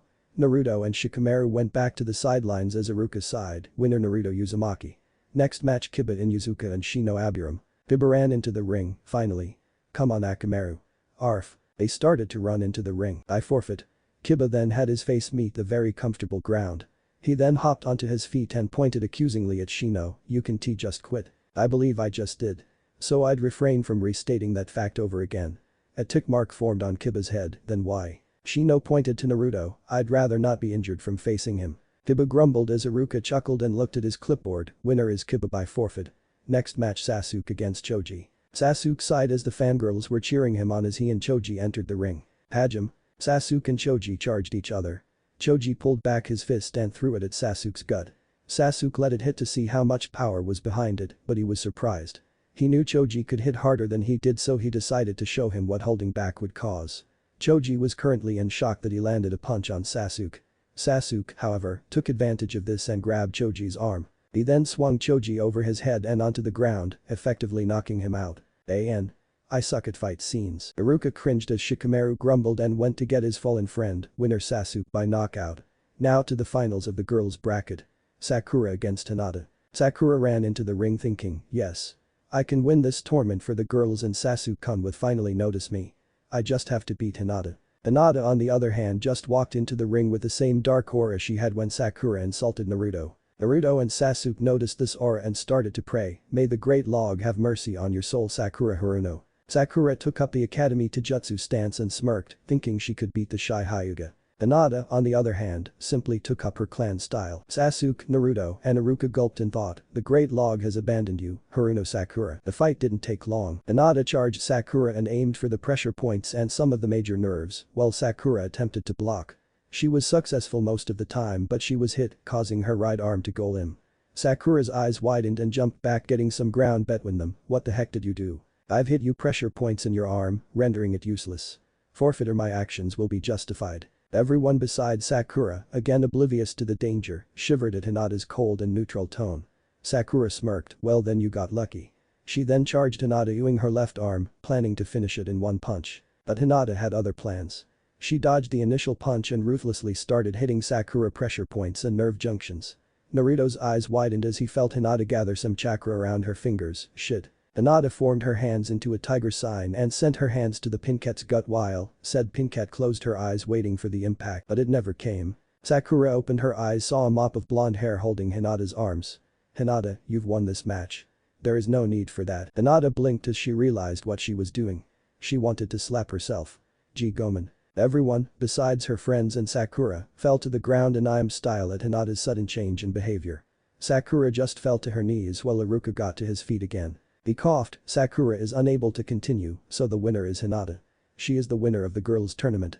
Ino, who was awake now, walked up to Sakura and dragged her to the sidelines. Next match Naruto Uzumaki against Kiba in Yuzuka. Kiba ran into the ring while Naruto led Hinata to Sasuke. Sasuke smirked, don't take long, dope. Right, team? Naruto returned to his spot in the ring. Iruka looked at the two before saying, Hajime. Kiba smirked and looked at Akamaru, sit this one out, bud. Akamaru whined but went to the edge of the ring anyways. Naruto meanwhile, hey kid. What's up, Fuzzy? He heard a growl before hearing the response, this guy has a short temper. Remember how to deal with people like that. Oh yes. Kiba was still smirking, first I'll beat you loser, then I'll beat that prick Uchiha. Naruto was busy cleaning his nails with a kunai when he looked at Kiba, did you say something? Iruka had to resist the urge to laugh while he heard a scream, damn your hip and cool attitude Kakashi. Kiba growled and charged Naruto. Naruto sighed as he sidestepped and put his leg out. Kiba noticed this but knew he could stop. So he tripped over Naruto's leg and rolled out of the ring. Winner Naruto. Kiba growled as he stood up, watching Naruto stand in the ring. Iruka sighed as he remembered something, for this final match, we shall have a three-way brawl. Naruto, Sasuke and Hinata, please step in the ring. Hinata and Sasuke blinked before stepping into the ring and took up positions forming a triangle. Naruto smiled, well this is a surprise. Agreed. Hinata stayed silent while Naruto flashed them his foxy grin, let's get to it. Half an hour later, yeah I am lazy. Sue me. Everyone blinked while Sasuke was trying to hold in his laughter at the current predicament his friends were in. The fight had ended, but not before Sasuke punched Naruto, sending him into Hinata, and they tumbled to the ground. Naruto was on top of Hinata, their faces inches apart, and they were both lit up like a tomato. Naruto jumped off of Hinata and sputtered, Hinata was already out cold due to the close proximity to Naruto. Iruka chuckled, well I guess that's it for today. Class dismissed. At night Naruto's apartment, Naruto kicked off his shoes and sighed. After getting Hinata back to her home and ignoring Sasuke's constant teasing, he was ready for a long night's sleep. Until he remembered what he had planned. He closed his eyes and entered his mind with practiced ease. Mindscape. Ayubi tapped her foot as Naruto materialized in his mind, you forgot didn't you? Naruto scratched the back of his neck sheepishly, yeah but I'm here now. He motioned to the bracelet, shall we? Ayubi nodded and held out her arm with the bracelet on it. Naruto held up his hand, and a brush appeared. He slowly rearranged the kanji that was needed to do what they were planning. As the brush disappeared, Naruto looked at Kyuubi, ready? Kyuubi gulped before nodded, hi. Naruto channeled some chakra into the seal, and it glowed.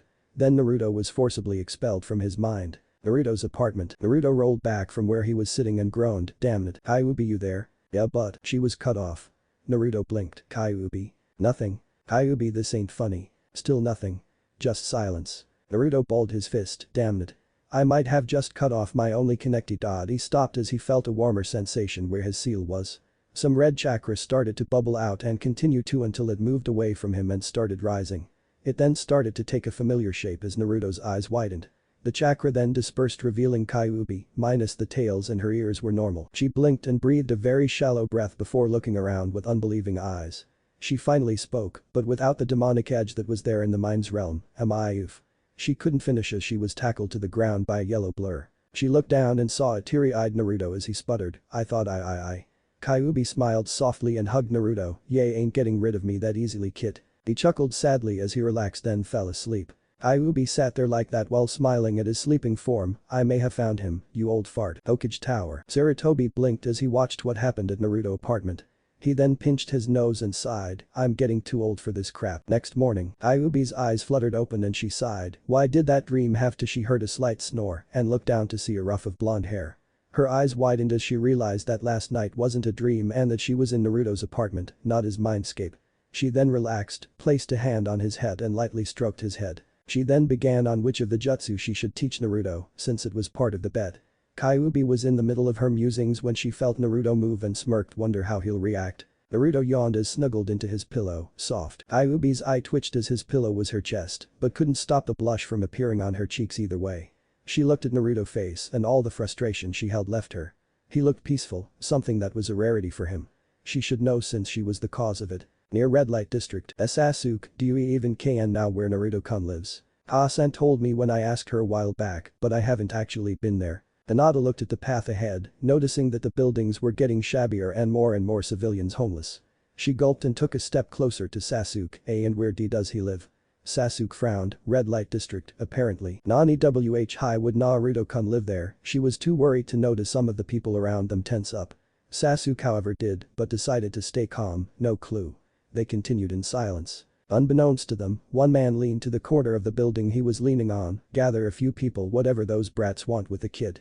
It can't be good. Naruto's apartment. Kyuubi sighed as she was starting to get stiff from not being able to move. She grumbled as she went through the hand signs for the substitution jutsu and appeared where Naruto's pillow was, while said pillow was where she was. She stood up and stretched, popping a few joints and relieving the stiffness in her back. Much better. Knowing that Naruto would most likely sleep, she decided to go exploring. Not that there was much exploring to do. The bathroom was small and very old. The kitchen was somewhat better.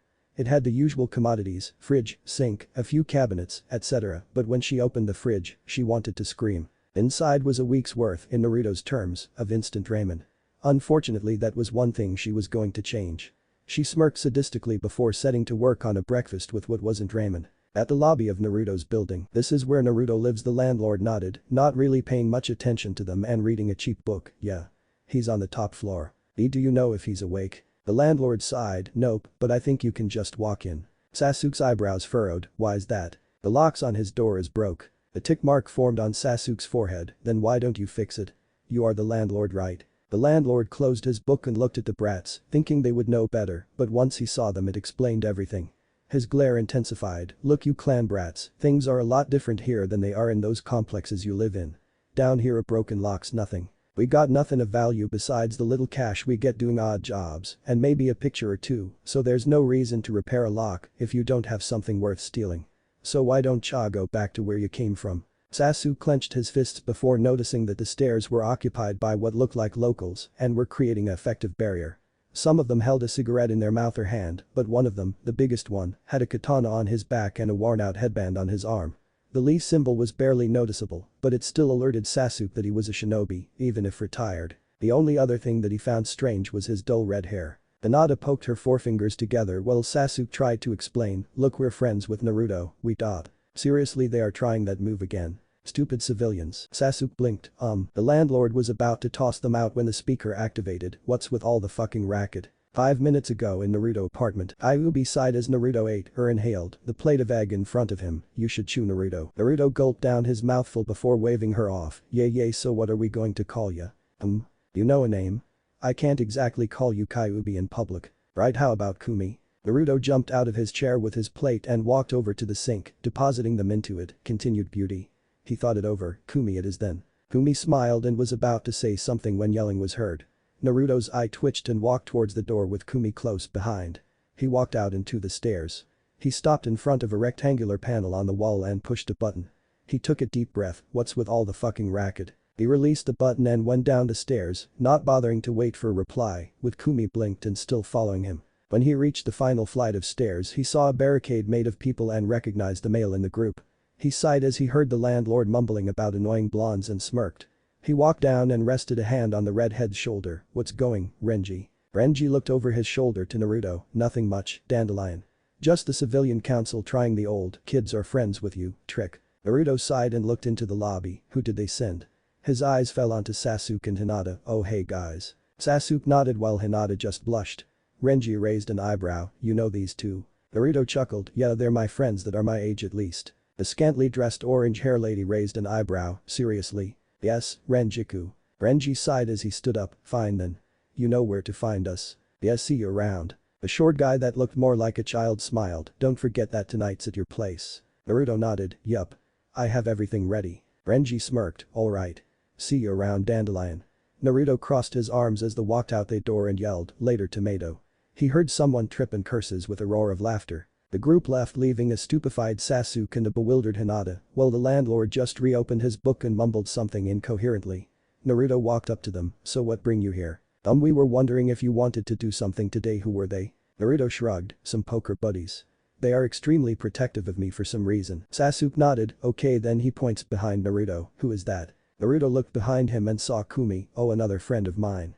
Get over here. Kumi internally growled as she approached the group, hi I'm Kumi Uzumaki. Sasuke blinked while Hinata tried to find the similarities between them.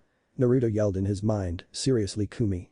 Why did you use my last name? Because it was that or explaining why I didn't have a last name, whatever, she's related to you? Directly no, but we do share the same blood. I so hate you for this. Sasuke smiled while Hinata was still figuring out the similarities.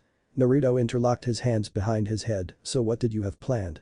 Sasuke sighed, well we were thinking about training a bit and then, I don't know, prank the council. Naruto's and, strangely enough, Kumi's eyes sparkled at the prospect of pranking the council. Hikari. Horrible place to stop, but that's all I got for our 3 in Konoha. On to the second part of this chapter. In the land of waves. I fucking hate this, a red-haired woman thought as she wrote in a scroll. This woman is Kushina Uzumaki, supposed dead mother of Naruto. She finished her report and glared at the snake that was next to her. No sense in trying to glare hollis into me, Kushina-san. The snake hissed out. Doesn't mean I can't imagine it. True. Kushina rolled up a scroll and held it out to the snake, how much longer till I can leave the pedo's rule? The snake grabbed a scroll and swallowed it before hissing out, 2 more years. And my katana? The snake sighed, or what Kushina assumed was a sigh, you shall have it within an hour after I deliver this report. The snake poofed returning to Orochimaru. Kushina grumbled, stupid snake. She then stood up and walked out of her small house well shack. She proceeded walking towards the ocean only to be stopped by a few of Gato's grunts. The taller one smirked, hello there Kushina, resisted the urge to reach for her weapon at the flirtatious undertone in the grunt's voice. She sighed, what do you want? Gato-sama has had his eye on you for quite some time. Kushina raised an eyebrow, and, he wants you boys, grab her. The other 2 grunts approached Kushina with lewd smirks on their faces. Kushina glanced around and saw everyone moving away or going into a building. She smirked, well since I need to practice anyways. Her hair slowly started to rise as a dark aura overcame her, you think you can take me by force? The tall one drew his blade, of course. After all, you are a woman. He was not long for this world, what? The tone in Kushina's voice promised death, unfortunately for the grunt, he was oblivious. While there are a few exceptions, women will always be weak. Kushina's hair rose off the ground and split into 9 waving parts, looking like tails. Her smile turned sadistic as she extended arms and acted as though she threw a kunai. But instead of a kunai, 3 golden chains came from her hands and impaled the 2 approaching grunts through their heads, and the third hitting the leader in the heart. The grunt's eyes widened, these but you can't be. He died before he revealed her identity. She sighed as she grabbed the katana and sheath. Studying it she groaned, I hate when an amateur has a blade like this. The katana was an extremely well-balanced weapon made from chakra-conductive material. The only defect she could see was that it was dulled. She sheathed the katana. After hooking the sheath to her belt, she went through some hand signs and preformed a simple fire jutsu, burning the bodies to ash. 2 years later, 2 days before the graduation exam evening. It's been 2 years since Kumi, Kyuubi, was let to roam free and has taken the identity of a supposed relative of Naruto. Since that day, Kumi has been like Naruto's shield from the glares of the villagers, mostly because of her intimidating personality. When school resumed that fall, she would help Naruto when he was available, and she even made friends with Naruto's poker buddies. Speaking of which, Kumi sighed as she walked through the red light district.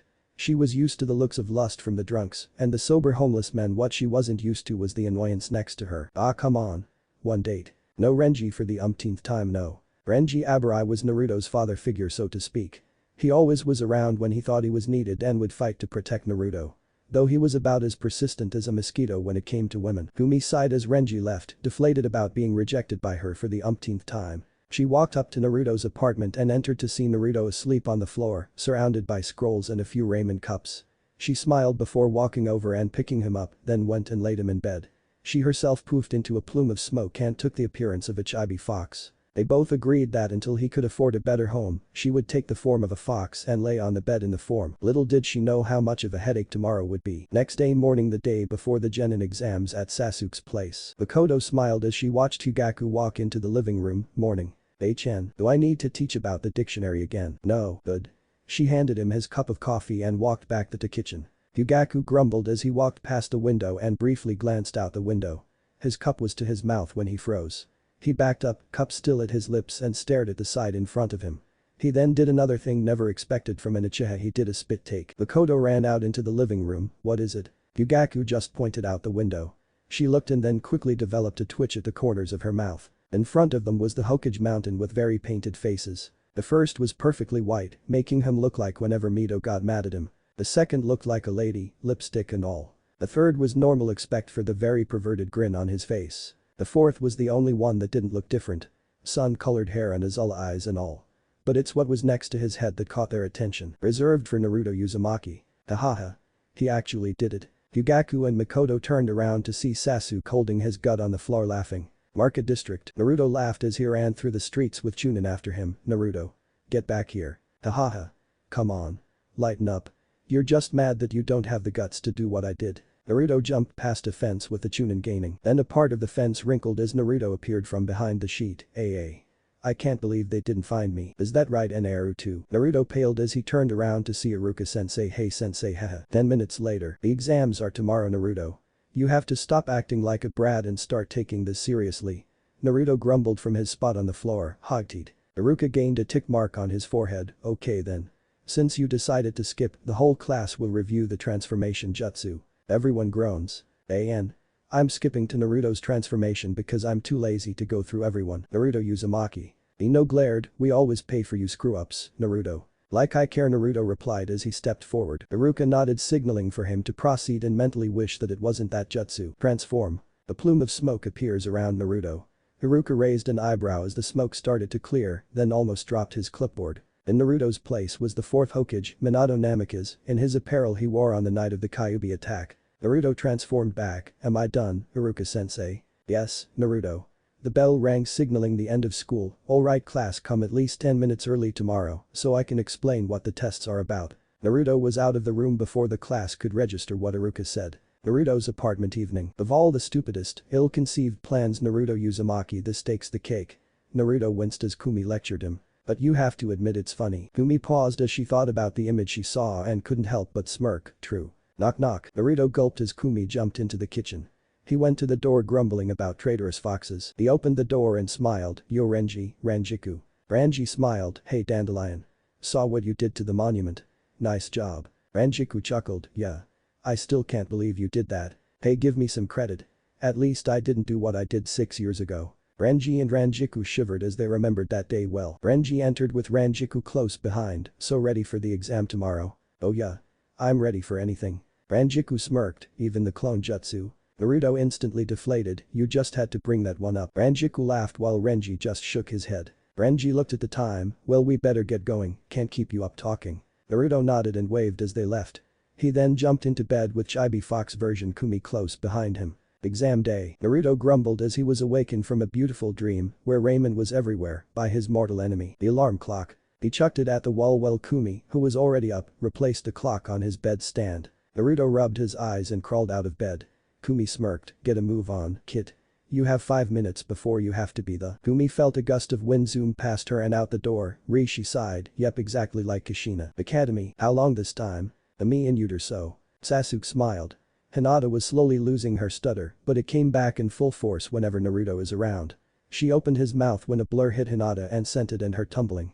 He blinked and looked at the, for lack of better words, crash. He resisted the urge to laugh. Hyuga House Clan head's office. Asashi stopped grumbling about the elders as he felt like something happened. Why do I feel the urge to kill Naruto? Back at the academy, Sasuke's mental barrier was about to break at the scene in front of him. Naruto blinked as he looked at what he hit more like who. Hinata on the other hand was so red it put the Uzumaki's hair to shame.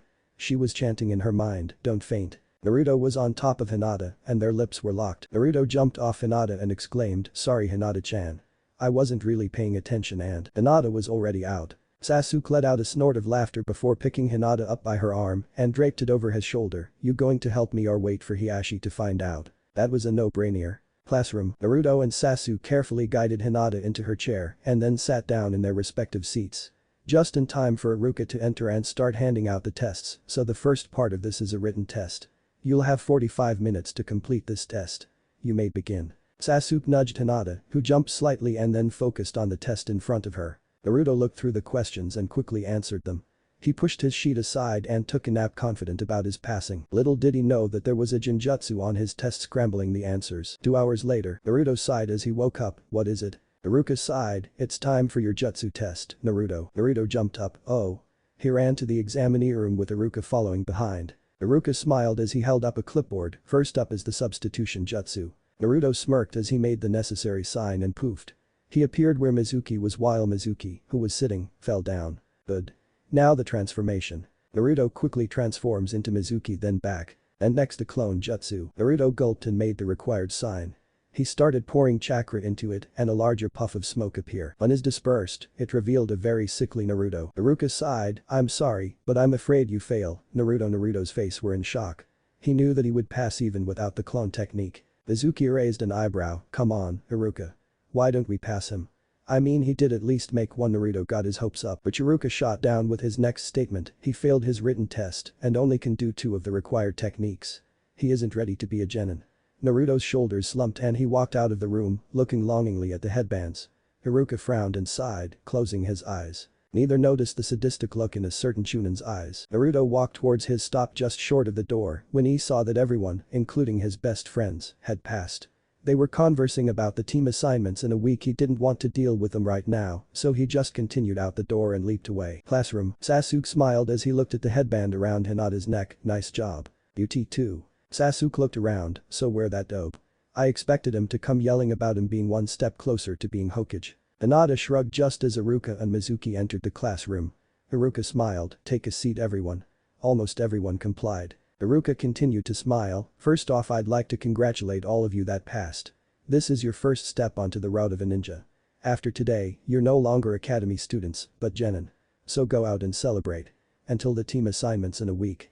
Again congratulations. Sasuke raised his hand, Iruka-sensei where is the dope?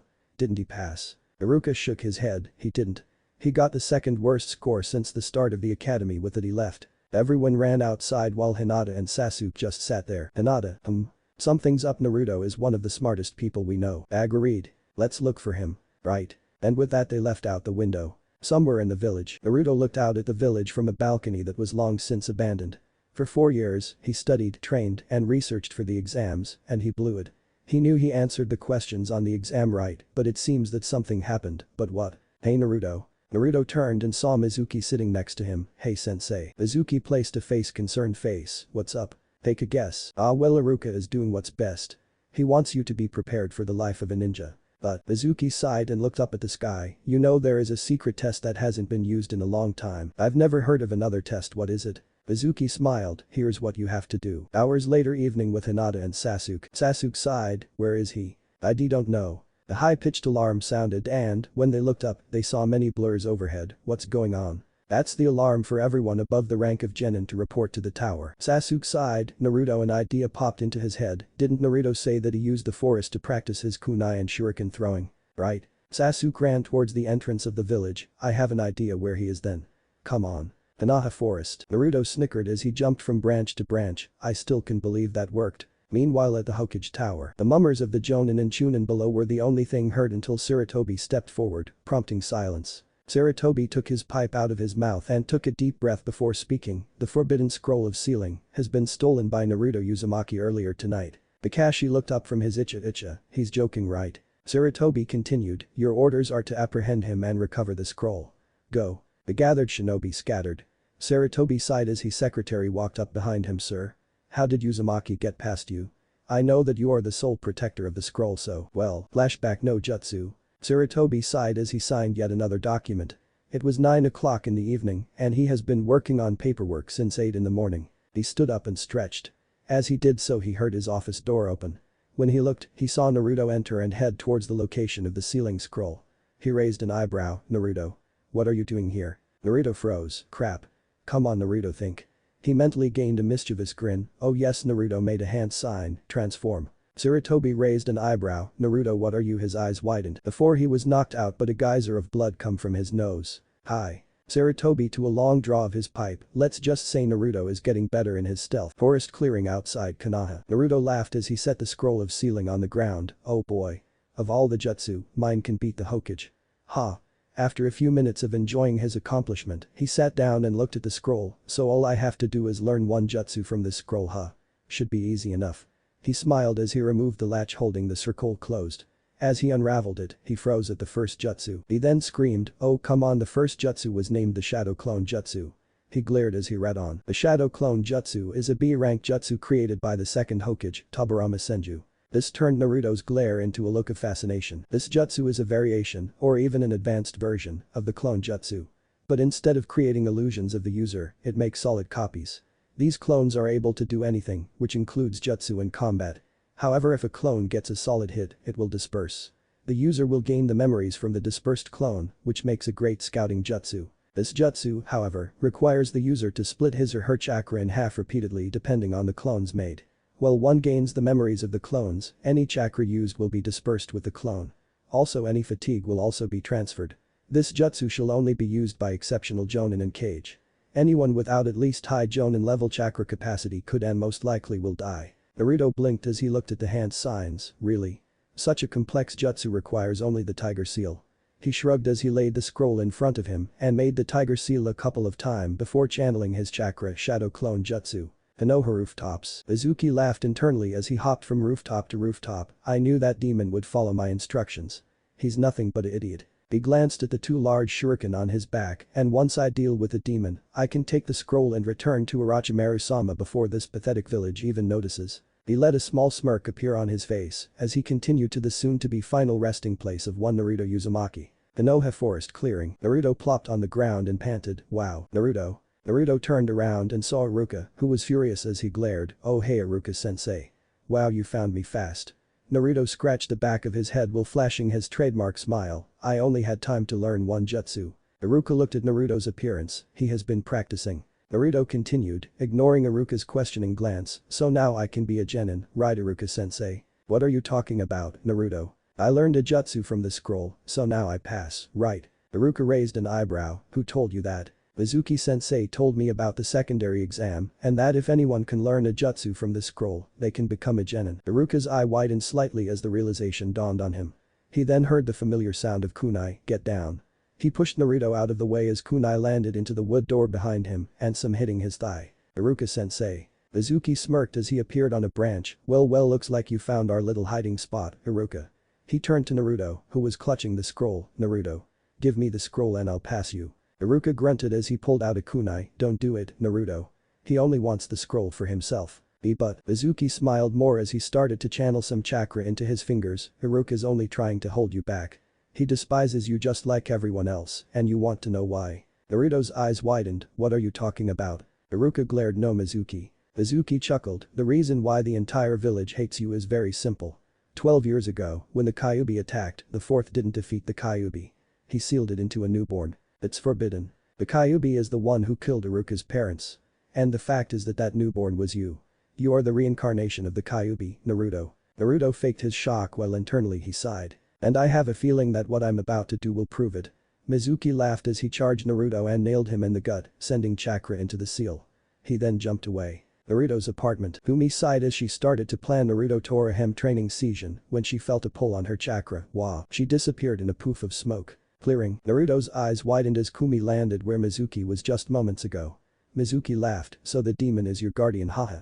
That I must admit I wasn't expecting. Iruka's eyes widened and gained essence of fear as he looked at Kumi, but she can't be, it must. Unbeknownst to them, two more pairs of eyes were staring in disbelief. Bushes. Sasuke gulped, she's the Kyuubi. Hinata nodded, not trusting her voice. They thought back to all of the glares Naruto had gained and why those people in the red light district protected him. How did you stand that, let alone survive? Naruto-kun. They then both thought about what their fathers said and imagined if they hadn't met Naruto. Back with Naruto and company. Naruto gulped as Kumi blinked and looked around. Kit. Well, Iruka, since you know my plans, I'll kill you first, then I'll deal with the demon and his whore. He grabbed his shuriken and smirked, not noticing the temperature change. He was about to throw his shuriken when he was sent flying into a tree. Ugh. He looked where he was and saw Naruto glaring at him. If you touch my sensei, I'll kill you. Mizuki laughed as he grabbed his second large shuriken. Right, demon brat. You don't stand a chance against me. He threw it at Naruto, who stood his ground. Two blurs came from the bushes and landed in front of Naruto just before the sound of metal hitting metal was heard. The shuriken fell to the ground as Mizuki and Naruto recognized them. Sasuke and Hinata stood with their kunai in their hands, having successfully blocked the shuriken. Mizuki's anger grew, so the heirs of the Hyuga and Uchiha are demon lovers. Ah well, I can make it look like the demon killed you too before I finished him. The temperature dropped considerably, finally catching Mizuki's attention. Naruto was in shock when he saw his friends and assumed that they heard what Mizuki said. What if he didn't finish the thought when he heard Mizuki's plan? He formed the tiger sign as his pupils turned red and stilted, multi-shadow clone jutsu. The clear filled with smoke and revealed Naruto with thousands of clones. Mizuki glanced around before falling on his butt. Wah, what? I thought you were going to deal with us, but since you don't seem to be coming at us, we'll bring the fight to you. They all charge as Sasuke, Hinata and Iruka thought. Those aren't illusions. They're real.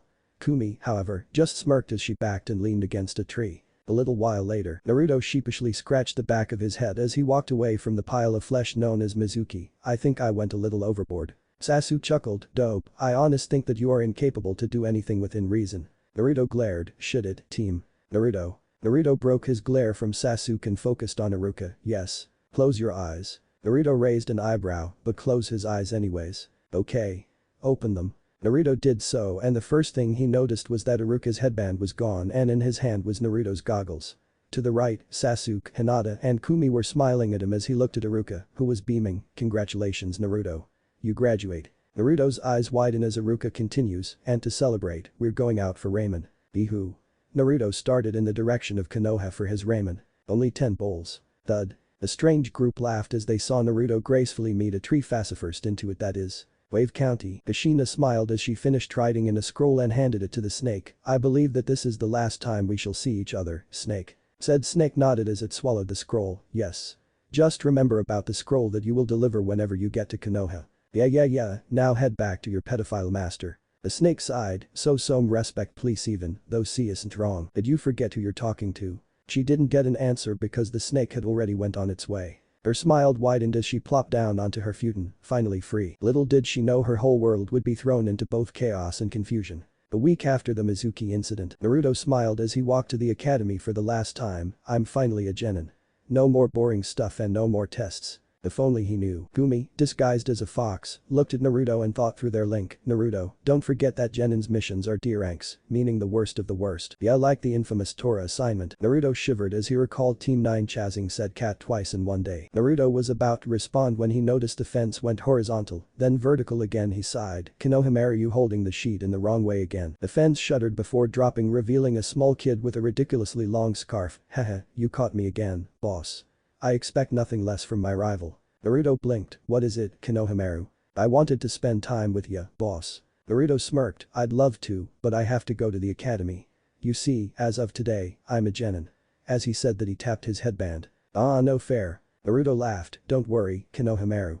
I'll spend time with you when I can, alright. Konohamaru sighed. Fine. Naruto smiled as he continued on his way to the academy as Kumi hopped onto his shoulder and proceeded to wrap her tail behind Naruto's neck. At the academy, Naruto opened the door to his classroom and stepped in and was met with incredulous stares, minus Sasuke and Hinata. Hi. No response. He sighed as he walked to the seat next to the window, next to Hinata and Sasuke. Kumi jumped off his shoulder and onto the desk.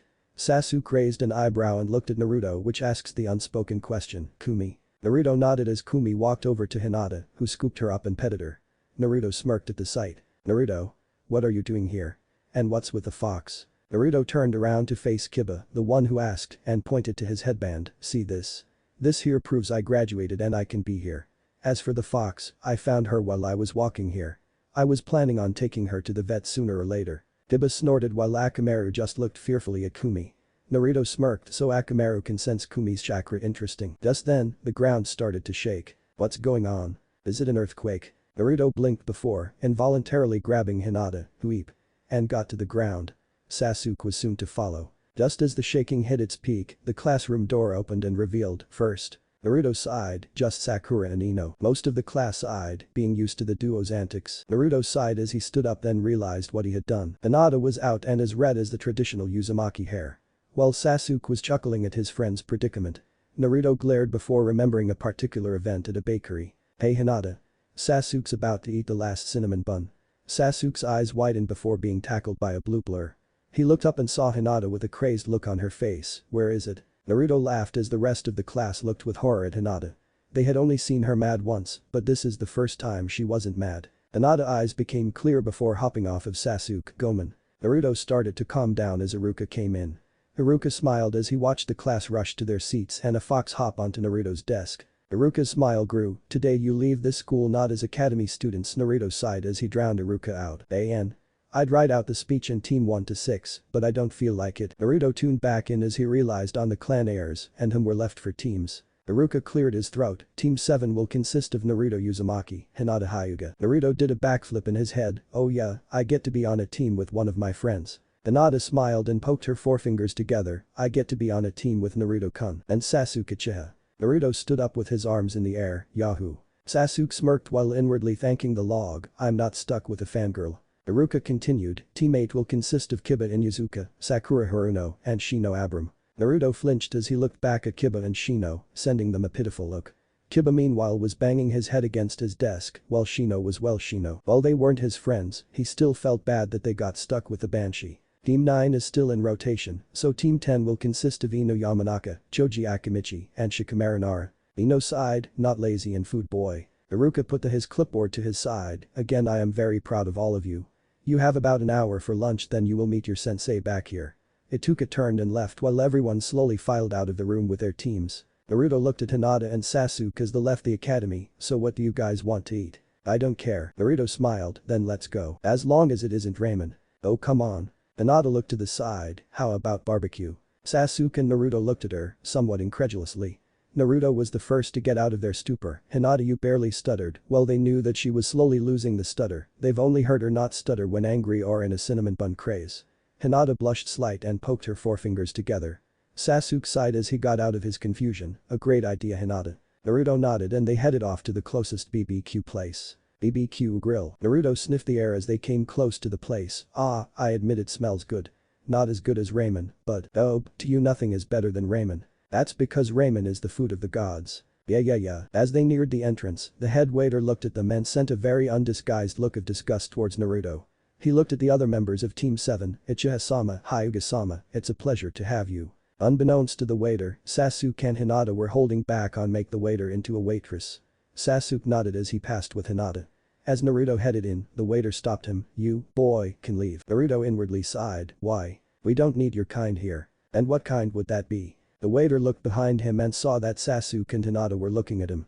The waiter forced a smile. This boy is not welcomed in the establishment. Sasuke looked at Hinata. What would our fathers think that this restaurant is refusing service to our friend? They'd most likely discredited. Sasuke nodded as the waiter paled. What was worse was the owner was coming. The owner was a firm, pleasantly chubby woman who stood as tall as the waiter if not taller. On her shoulder was the proud symbol of the Akimichi clan. What is going on here? Sasuke looked at the Akimichi and recognized her to be Choji's mother. He smiled. This waiter is refusing to let our friend in. Choji's mom looked around the waiter and smiled as she saw Naruto. Naruto. How nice to see you. Naruto politely bowed his head. Hello Mrs. Akimichi. I heard that you beat Choji in an eating contest. That's quite the accomplishment. Naruto smiled, remembering how he beat Choji by almost 17 bowls of ramen. Well, I had an unfair advantage. Mrs. Akimichi raised an eyebrow. Oh? I've been eating ramen since I've been able to eat so my gut can hold a lot. The waiter, well this was happened, became deathly pale. Not only was the demon friends with the heirs of the Uchiha and Hyuga clan, but also a friend of the Akimichis, and he refused to let him enter. Senho. The waiter, now known as Senho, gulped, why yes, we shall talk at the end of the day. Later back at the academy, Naruto glared at the chalkboard as he sat at his desk, an hour and 20 minutes, who made our sensei a jonin. Sasuke nodded as Hinata was too engrossed with a book to answer. Kumi was asleep in Hinata's lap. Naruto stood up, well it's time to teach this guy not to mess with me. Sasuke smirked as he watched Naruto set up a complex system of catapults, ninja wire, and chalk dust, prank number 75. Nice choice. Naruto nodded, yeah. I'd do number 86, but I forgot my explosive tags at home. Sasuke raised an eyebrow, not to mention would be a little overkill. Maybe. 1 hour 40 minutes later, maybe you should have used number 86. Naruto nodded, agreed. Out in the hall, a silver-haired jonin walked casually to where Team 7 was. As he reached for the door, his survival instincts were telling him to avoid the door he ignored. Oh what a sad mistake that was. As soon as the door opened, a racer landed on his head then onto the floor. He blinked as a loud snap was heard and looked to his left. Only to see a large balloon coming his way. He rolled into the room avoiding the balloon, which exploded in a cloud of dust. However where he landed there was another snap. He looked up as a bucket of chalk dust dumped its contents onto him. When he got the dust out of his eye, he looked at the desks instantly taking notice of the 3 genin, who were barely containing their laughter. Kakashi sighed, right Naruto. He stood and examined the genin. Well my first impression of you is the genin looked at them, having settled down slightly. You're a bunch of idiots. A dark cloud of depression shrouded the genin. Meet on the roof in 10 minutes. Kakashi then shunshined to the roof in a swirl of leaves. Naruto smiled as he high-fived Sasuke, another successful prank. Agreed. Now we need to get to the roof. Brace ya. Sasuke smiled as he watched Naruto leave, then ran after him leaving Hinata to trail behind with a sleeping fox now on her head. Rooftop. Naruto smirked as he looked at the somewhat dusty jonin in front of him. Beside him was Hinata, who was still petting Kumi, and Sasuke, who was grumbling about annoying blonde stamina freaks. Kakashi looked at them, so how about we get started? First let's start with introductions. Hinata looked at Kakashi, how about you start? Kakashi shrugged, sure. I'm Kakashi Haddock. My likes don't feel like saying them, dislike same as likes, hobbies don't really have any. My dream, I'll have to get back with you on that. Team 7 collectively sweat dropped, all we got was his name. Now how about you, Dandelion? Naruto glared at Kakashi as Sasuke quietly chuckled. Naruto straightened his headband, my name is Naruto Uzumaki. My likes are spending time with Hinata-chan and Sasuke team, gardening, and ramen. My dislikes are hypocrites, the 3 minutes it takes to make instant ramen, and perverts. Somewhere in the land of fire, a spiky-haired man sneezed alerting the woman in the onsen that someone was peeking. My hobbies are gardening, drawing seals, and pranking. My dream is to be the greatest Hokage. Kakashi was somewhat shocked at his hobbies. Pranking and gardening, sure, but seal making he's turning into you sensei. Interesting duck hairdo, you next. This time Sasuke glared while Naruto snickered, my name is Sasuke Uchiha. My likes are spending time with my friends, training and tomatoes, my dislikes are hypocrites and perverts. Again, the spiky-haired man sneezed alerting the women that he was in fact still alive. My hobbies are training and reading. My dream for the future is to surpass my brother, Itachi. Kakashi nodded, again interesting. He looked at Hinata, how about you, Blue? This time Kakashi felt the air cool slightly and noticed that Naruto and Sasuke were glaring at him. My end name I is Hinata Hyuga, my likes are gardening and reading, my dislikes are perverts. Once again the spiky-haired man sneezed alerting the women that somehow he was alive. My hobbies are gardening, and my dream is to bridge the gap in the Hyuga clan. Naruto smiled as Sasuke nodded. Kakashi on the other hand remained emotionless. Good. You are each unique in your own way, and you are each your out person, however I have something to tell you. The genin leaned forward to listen, you aren't technically genin. Naruto was the first to react, what? Then what was that test for? Kakashi simply replied, that was to weed out those who weren't ready for the chance to become genin. In all honesty, out of the 27 graduates only 9 will become genin. Silence was met with that response. Tomorrow, I'll test you. Be at training ground 7 at 7 am. He turned away, also don't eat breakfast, and if we do, you'll throw up. He shunshined away. After that the genin of Team 7 walked home in a daze. Next day, Sasuke grumbled as he walked to the training grounds and walked into a very interesting sight. Apparently Naruto and Hinata had gotten there before him and both decided to go to sleep, knowing that Kakashi will be late. They somehow ended up against a post sleeping very close together. Naruto had his arm draped around Hinata's shoulders and his head laying gently on her head. While Hinata was using Naruto's chest as a pillow. Sasuke's lip was twitching. Oh, the blackmail material from this. He leaned against the post and waited. 3 hours later, Kakashi shunshined into the training ground. Yo. You're late. Sorry I got lost on the road of life. HN. Kakashi looked around and sighed as the other two students were asleep. He didn't notice Sasuke's mischievous smirk. Kakashi, don't you think you should save that bowl of ramen and the last cinnamon bun for later? Kakashi raised an eyebrow before being tackled to the ground. Where is it? 5 minutes later, Kakashi sighed as he set an alarm clock on the stump. This exercise is simple. He pulled out 2 bells. You have to get these bell before noon or you get tied to a post. Don't get lunch and get to watch me eat it in front of you. Growl. Kakashi smirked. Naruto raised his hand, but sensei, there are only 2 bells and 3 of us. Well, I have to have one of you get tied to a post. Plus the one who doesn't get a bell gets sent back to the academy. Some lightning flashes behind him. Ready? Go. The genin flashed out of the clearing. Shinobi should be able to hide and disguise themselves into the surrounds. Only the blowing of the wind is heard. Well, they have that part down. Meanwhile, Naruto was perched on a branch. 2 bells.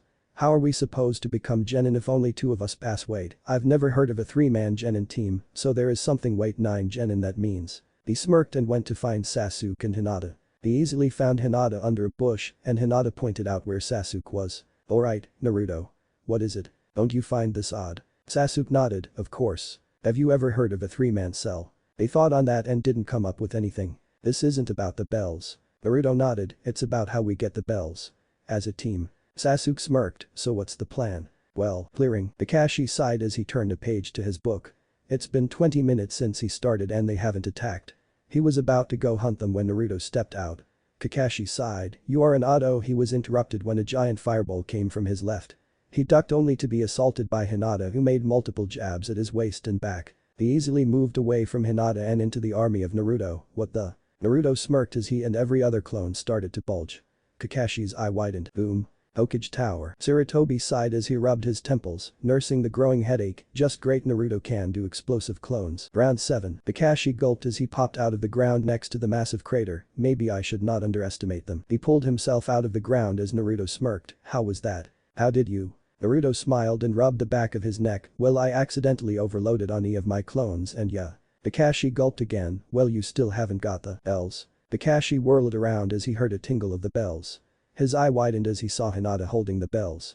He thought back, you grabbed them when you attacked. Hinata nodded as Kakashi sighed. Congratulations, so who get the other bell? Well, actually, Kakashi looked towards Naruto and his eye nearly fell out of his skull. I think we should all pass or your book becomes toast. Sasuke smirked as he quickly went through the signs of his fireball jutsu, stopping at before the final sign. Wait. We can diss. 5. But how abo? 4. Sto. 3. I will have yo. 2. Fine. Naruto smirked as he tossed the book to Kakashi. Kakashi, having his precious back, glared, you knew the reason. Naruto nodded, yep, besides Hinata and Sasuke are my friends. If I had to choose between them and becoming a genin, I'd choose them. Kakashi sighed, well then I guess you pass. Naruto jumped and yelled, yeeho. While Sasuke and Hinata were silently congratulating themselves.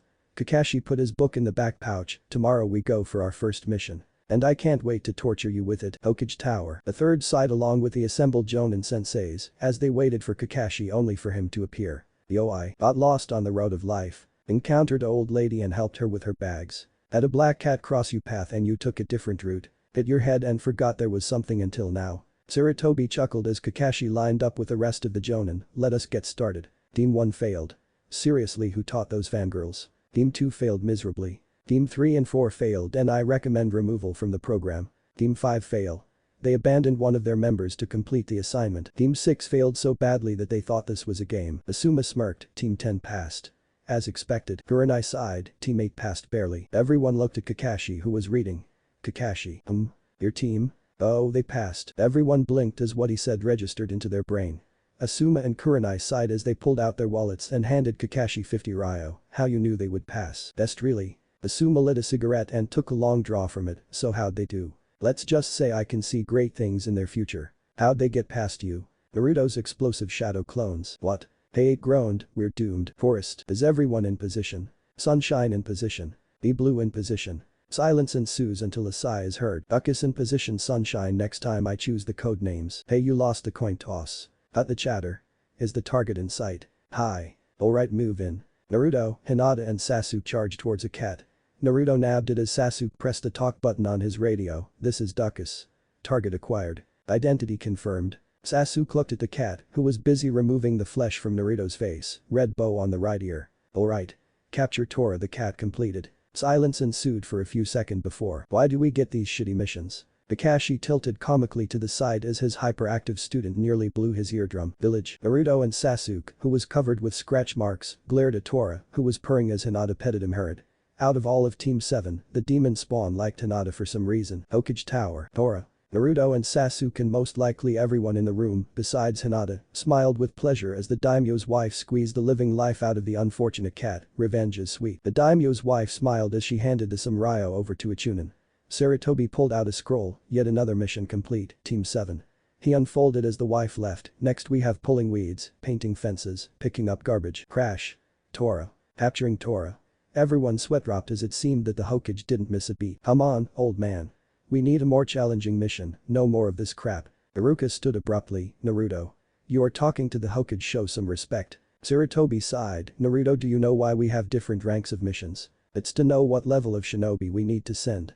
As you know, at the highest rank to go out on missions is Anbu, then Jonin, then Chunin and then Genin. Of those ranks, Anbu take on S and A rank missions. Jonin usually take on A AB B rank. Chunin take on C rank and the occasion B rank. Well, you Genin get mainly the D ranks. The easiest of the missions. So I was planning on going to the Chirakus and trying some of their new. Naruto. Naruto turned around from his team, who had also found the conversation interesting. I already know this, old man, and believe me, we are ready. Sarutobi sighed. Naruto. Sasuke smirked. Hey Naruto. When's your new prank going to happen? Everyone besides Team 7 and Kakashi froze and thought, new PP prank. Naruto looked at Sasuke confused before catching on and chuckling, who knows?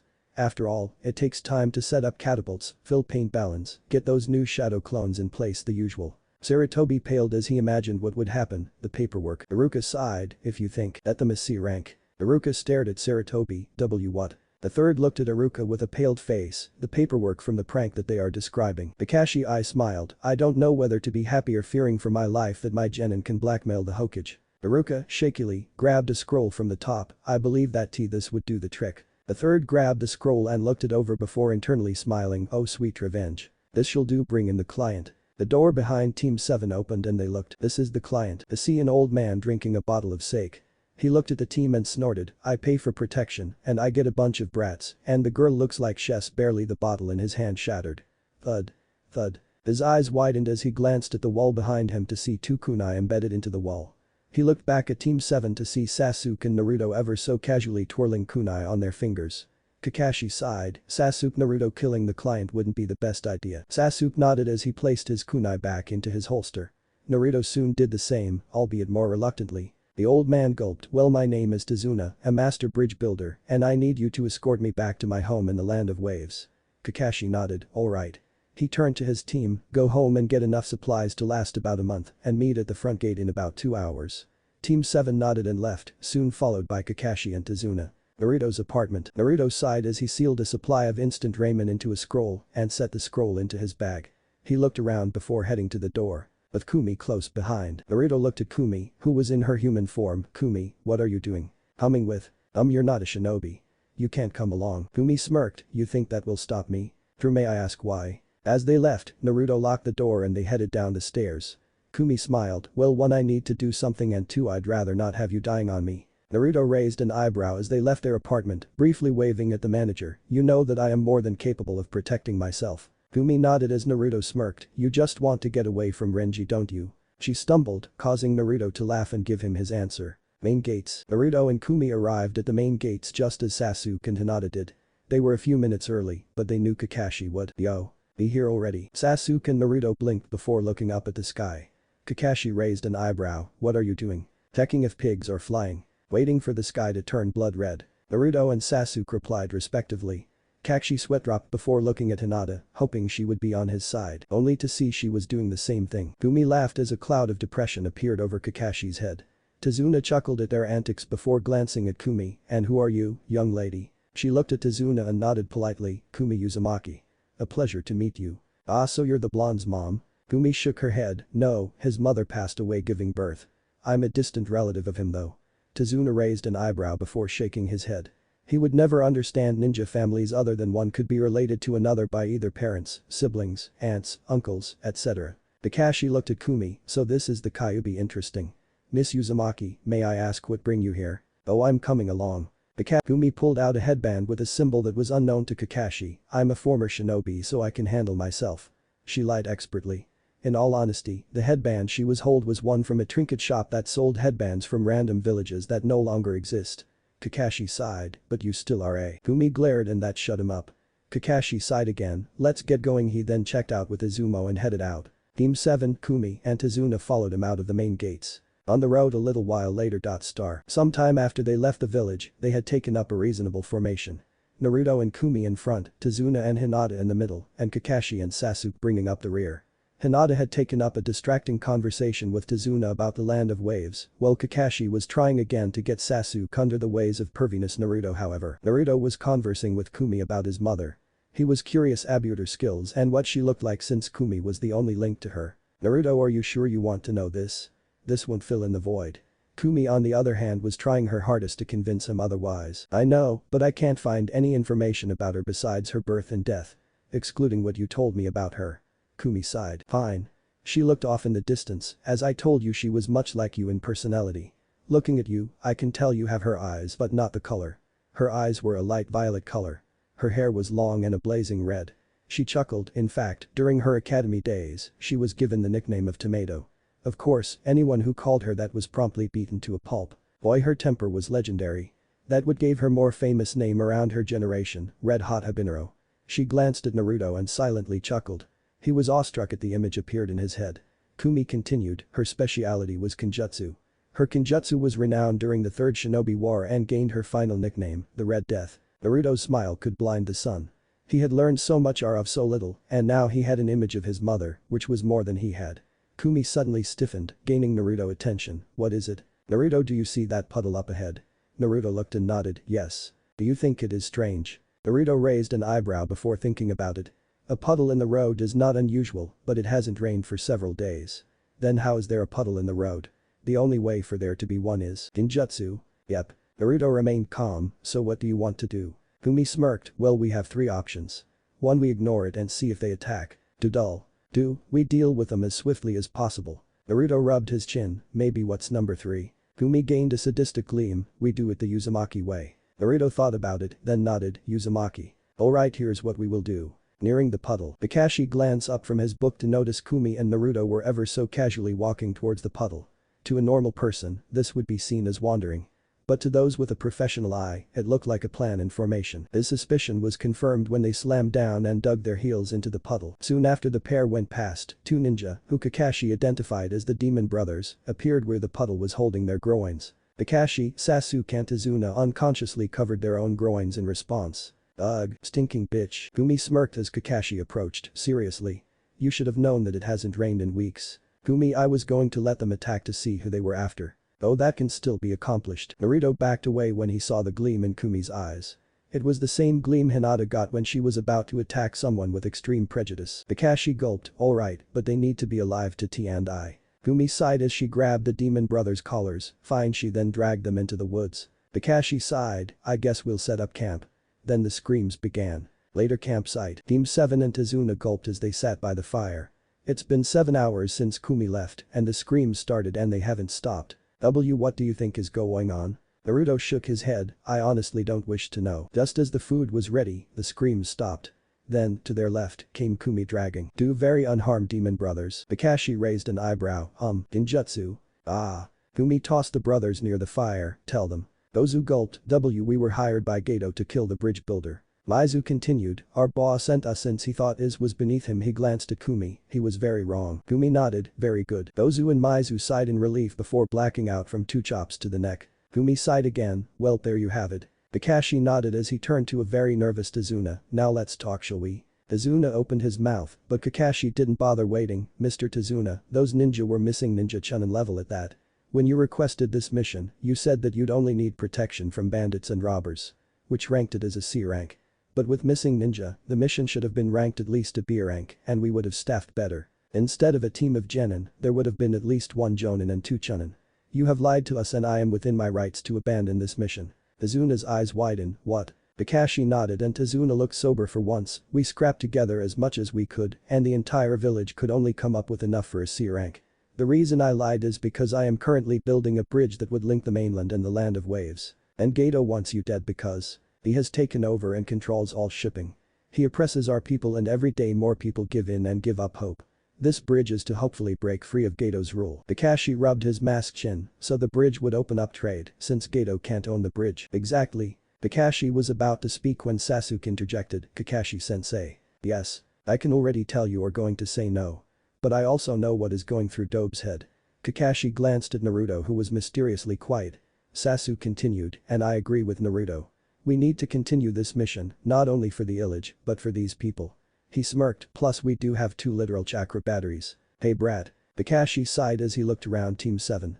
Sasuke was eager to do this, Hinata would go along no matter what, and Naruto was barely containing his excitement and anger. Kakashi sighed again, fine. Yahoo! Next day land of waves. Kakashi and Team 7 walked casually from the shore to the village. So far there haven't been any other attacks, but it's better to be safe than sorry. Naruto glanced around as did Kumi when bet down. Naruto somewhat instinctively glanced at Hinata and tackled her to the ground as giant cleaver flew over their heads and embedded itself into the tree. Kakashi stood and looked at the cleaver to see a man with a bandage covering his lower half of his face, no shirt with purple pants, well, if it isn't Kakashi of the Sharingan. No wonder those fools failed. Zabuza Mamachi, demon of the mist. I see the Konoha bingo books have measly old me in it. Zabuza looked disdainfully at Team 7, so you are leading your own squad of genin now pathetic. I wouldn't underestimate them, Mamachi. Zabuza jumped to the ground and casually pulled out his blade. They are nothing but want-to-be ninja. He glanced at Naruto. Actually the only one who I can consider ninja of them is the blonde. This shocked Naruto, but he hit it well. Kakashi reached up and pulled up his headband. Well, I don't care what you think. Because you will die here. And so the fight began. Village. Kushina smiled as she walked around the village. Today was the first day Gato's goons weren't out doing his bidding. Everyone tried to do their best to enjoy it, but Kushina couldn't wait to get home. At least until she felt a very familiar chakra signature. She frowned as she placed her hand on the hilt. Welp, looks like I'm getting back into Konoha's business. She entered an alley and jumped into the trees going towards the signature. As she felt another signature. Kushina smirked, well, looks like he is still alive. Stubborn Mo. As she neared the site, she unleashed her chakra, having suppressed it for so long. It was so sudden if a Hyuga was nearby they would be blinded. Fight. Zabuza chuckled as he held Kakashi in his water prison. You see, there is nothing you can do. I'm going to kill you, Genin and the woman, then I'll complete my job. Kakashi looked at his team. You guys run. He is to STR. Just then a chakra wave hit them. Zabuza and Kakashi's eyes widened while Kumi just gulped. Oh shit. Kakashi gulped. I am very dead. Kumi on the other hand, father, why must I be the unlucky one? Pure world. Hagoromo sneezed as he dropped his cards. He seems I win, sage. Why? Oh shut up, Dandelion. Back in the real world. Team 7 gulped as the strong signature came closer. Kakashi glanced at Zabuza, so no matter what we are dead once she gets here. Yep. Just as he finished the ground shaked as a crater formed between Team 7 and Zabuza. As the dust cleared, it revealed a red-haired woman with a red-hilted sword in her hand. She glanced up at Kakashi and Zabuza with her cold eyes. Hello boys. Zabuza unconsciously released Kakashi who somehow managed to stand on the water. Zabuza chuckled nervously. Hey senpai, long time heh? Kushina stood and calmly walked towards them. Yes and no, I see you have forgotten my teachings working for someone like Gato, unless you are here on your own. Zabuza gulped, and Kakashi continuing with a genin team on a beer A rank. Shameful. Kakashi gulped also. While Team 7 just watched astounded, here were 2 veterans of Thyre villages and they were as scared as genin of this woman. Kushina stopped in front of them, they waited their fate. Wham! Bang! In place of her sword appeared a frying pan and another in the other hand and laid 2 jonin in the water with a growing welt on their heads. The woman turned to them and Naruto's eyes widened as his mind made a connection. Mom. Land of waves clearing. Mom. Kushina froze as she looked at Naruto. She then looked him over. Minato. Wait, no, those clothes are from his genin days, plus those whisker. She then grabbed Kakashi by the collar with a fire in her eyes. Who is the one with blonde hair? Kakashi, having now woken from his painful submission, gulped. Now Kushina, let's be. Her hair started to wave. Now. Kakashi gulped again, knowing what happens next if he disobeys. His name is Naruto Uzumaki. Kushina again froze. That's my son's name, but he's but Orochimaru. Kushina's killer intent skyrocketed. Meanwhile in Orochimaru's base, Orochimaru watched as Sound 4 trained when he felt some killer intent. He smirked as he watched the Sound 4 faint from it. Well, it seems that Kushina has found out our little secret. Meanwhile in Konoha, Fugaku and Hisashi were in the Hokage's office discussing future plans for the village when a feeling of dread washed over them, they then quickly found cover as soon as they recognized the feeling. Back in the land of waves, Naruto, Sasuke and Hinata were close to faint at the killer intent level Kushina was emitting, while also listening to her go through the alphabet of swear words, each one more vulgar than the rest. Azuna was knocked out by now by the intense pressure. Naruto gulped as he looked at Kumi, who was hiding behind a tree. If something scared her, then they were in trouble. Kushina stopped her killer intent and swearing before stomping over to Team 7. They, still shaking, grabbed kunai and held it in front of them. Sometime during this Zabuza had disappeared. Kushina inwardly smirked before kneeling in front of Naruto, narrowing her eyes to study his features. Naruto on the other hand was close to needing a new pair of pants. What am I doing? I'm a ninja and she could be an enemy, even if it's my mom, I have a duty to protect. Naruto steadied his stance and looked directly into Kushina's eyes with a determination he trained with every day. Kushina's eyes widened slightly, recognizing the classic Uzumaki stubbornness and determination in Naruto's eyes. You really are him. Confusion crossed Hinata's and Sasuke's minds as they were first heard Naruto yell mom at this crazy woman. Then this woman stares at him as if she knew him. Kushina's mind was racing as she stared at Naruto. Naruto, An. Not used to writing reunions if you haven't noticed. Naruto still stood in his stance when Kushina wrapped him into a tight embrace. You're alive, Naruto's mind blanked before thinking. This feeling, it's warm like when I let Kumi out but more. His kunai slipped out of his hand and fell to the ground. He slowly wrapped his arms around Kushina as his eyes closed. Kushina smiled before noticing something. Naruto. Why don't I feel the Kyuubi's presence inside of you? Naruto stiffened as Kushina held him at arm's length.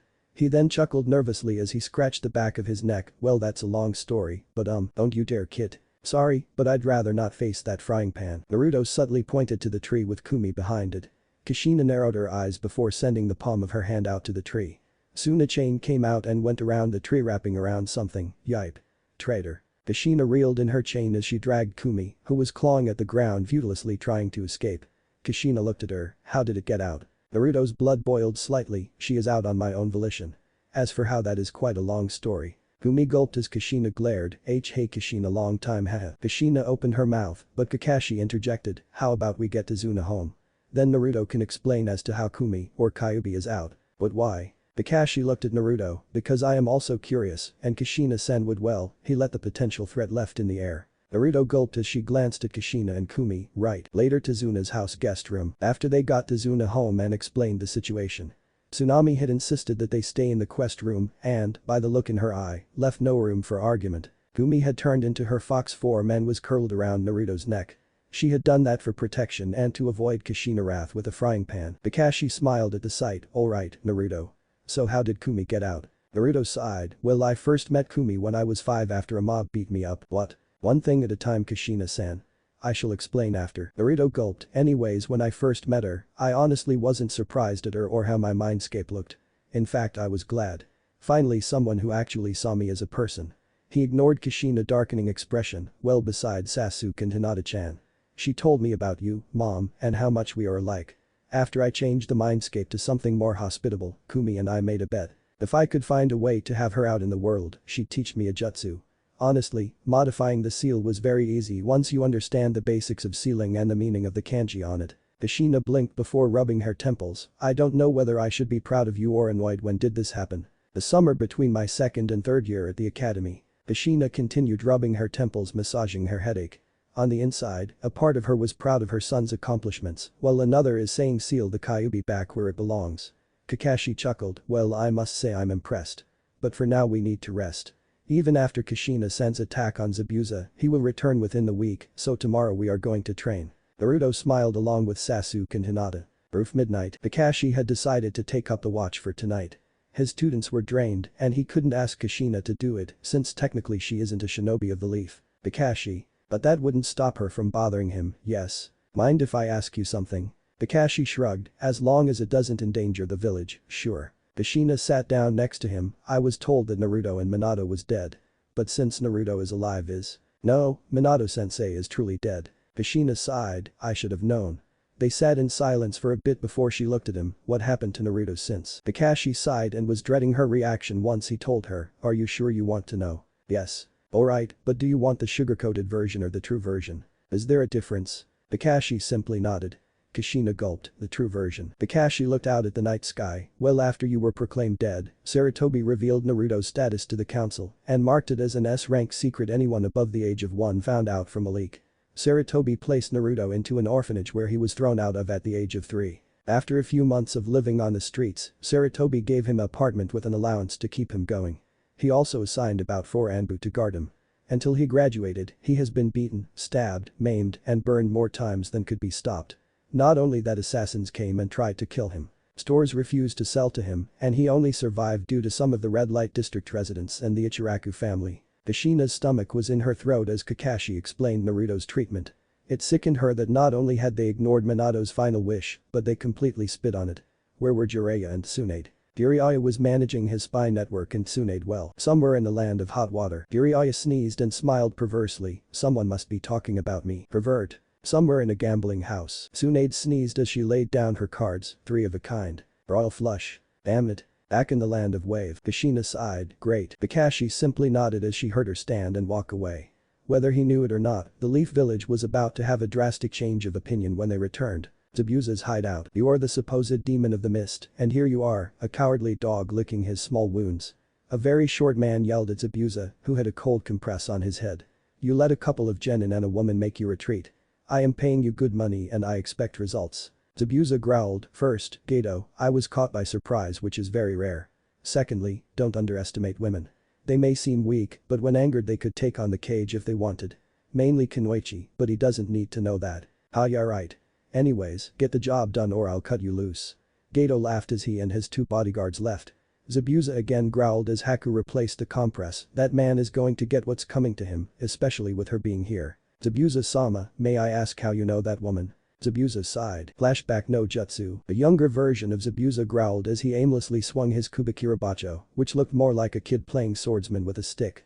He snarled as he tossed the oversized butcher's knife into a tree and it embeds itself into said tree. Shameful. Zabuza turned around and looked at a red-haired woman with a red-hilted sword at her hip. She wore a green jonin vest with a dark blue shirt and pants. Zabuza's eyes narrowed at the headband across her forehead. What do you want, Kanaha? If he was as well informed on the bingo book as he would be as an adult, he would have shown respect and run for dear life.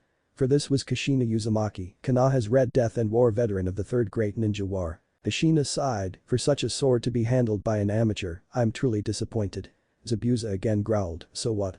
I was chosen to hold the kubikirabacho. Kushina simply walked over to the executioner's blade and I'm going with the English version because it's easier to spell and gripped the handle. Zabuza's eyes widened as she pulled the blade like it was in water. How? Only the current wielder should be able to handle one of the blades of the swordsman. Kushina lifted the executioner's blade onto her shoulder and rested it there. That is a common misperception. While it's true the blade chooses its wielder, it will allow a master swordsman wield it because it knows that it would be used as it was made to be. Oh yeah, then how's a woman like you able to wield it? A voice came from behind him as the cold metal touched his throat, because, unlike you, I know what this blade is used for, and I know what the sword was meant to be. Zabuza gulped, and that would be? It's meant to be used as a quick kill, at least this blade. While the weakest of the 7 swords, its prowess in swiftly slicing through enemies, has made its wielder feared and renowned by their village.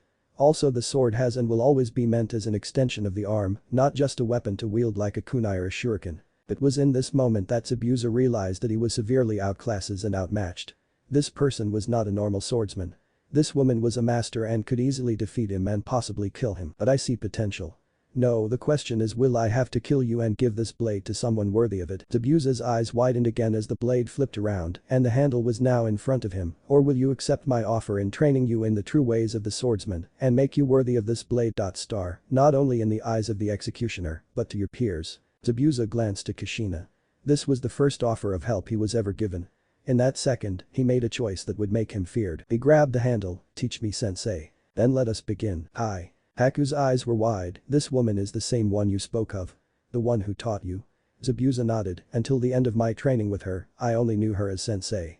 When I learned her name, he chuckled. Let's just say I was extremely glad I didn't insult her hair. Next morning, Tazuna's home. Naruto yawned as he walked down the stairs to the first floor with Kumi, in human form, behind him. He opened his eyes to take notice of Sasuke and Hinata already at the table while Kakashi was against the wall. Tazuna was also at the table along with Inari. He sniffed the air and noted the familiar smell of ramen. Kushina's head poked out into the kitchen doorway. Oh hey Sachi. Also yes, that is what you smell. It's amazing what you can find in the forest. Kakashi rolled his eye, aka what you can find in Gato's storehouse. Naruto's eyes glistened as he hurriedly sat at the table, earning a confused glance from Inari and a knowing glance from Sasuke and Hinata. Tsunami came out with 3 bowls, while Kushina brought out 5. As Tsunami set the bowls in front of Inari, Tazuna and herself, Kushina slid the bowls to Team 7 and kept one for herself. She then positioned herself next to Naruto. Gumi glanced at Kushina, what about me? There is a boar in the forest that, swoosh slam, Kushina blinked as Kumi was now out the door. Naruto, Hinata and Sasuke glanced at Kakashi. Well, they wanted to eat. This was one chance to see Kakashi's face. They blinked and saw Kakashi moving his mask back onto this nose. Ah, just as I remember it, Kushina-san. Kushina chuckled and rubbed the back of her head, something Sasuke and Hinata noticed and chalked it up as hereditary since Naruto did the same. Ah, Kaka-chan. I was worried that I might have lost my touch. The room exploded with laughter and giggling. Naruto pointed at Kakashi, Kaka-chan. Hahaha. Kakashi sighed, you had to bring that up. Yes, I did. Kakashi sighed as he absent-mindedly pulled out his Icha book, only to have a suspiciously sharp chopstick land in between his legs, dangerously close to where the sun don't shine. He gulped as he noticed his students eating, while Kushina smiled. Also an image of the Shinigami appeared behind her. He put the book away, right, but boy. Meanwhile Naruto was entranced after his first bite of the ramen. This is better than Ichiraku. Kushina smiled brightly at Naruto, while Sasuke and Hinata were surprised at Naruto's declaration. After Kushina finished her bowl, yes, she beat Naruto, she looked at Sasuke and Hinata with calculating eyes. Sasuke gulped, yes. Kushina pointed at Sasuke, you're Fugaku's and Mikoto's son, aren't you? Sasuke's eyes widened slightly before nodding, yes, do you know them? Yep, she turned her attention to Hinata, that makes you Akira's and Hisashi's daughter. Hinata nods while Sasuke asks again, how do you know them? Akira and Mikoto were part of my genin team. Sasuke blinked before sighing, of course. Kushina looked at Hinata again with a mischievous glint in her eye, so Hinata, are you Naruto's girlfriend? Sasuke snorted to cover a laugh. Naruto almost did a spit take with his ramen, and Hinata fainted. A little while later, Naruto handed his bowl to Tsunami, who was going to the kitchen anyways, and sighed, so what's the plan today? Kakashi rubbed his chin, well, since we know Zabuza is alive. He glances briefly at Kushina, who hums innocently, I'll need to train you. Yes, finally. Kushina stopped humming as she raised an eyebrow, looking at Kakashi, finally. Haha. One beating of the frying pan of doom later. Team 7 snickered as they looked at slightly beat up sensei, while Kushina and Kumi stood up by a tree. They were currently in a slearing.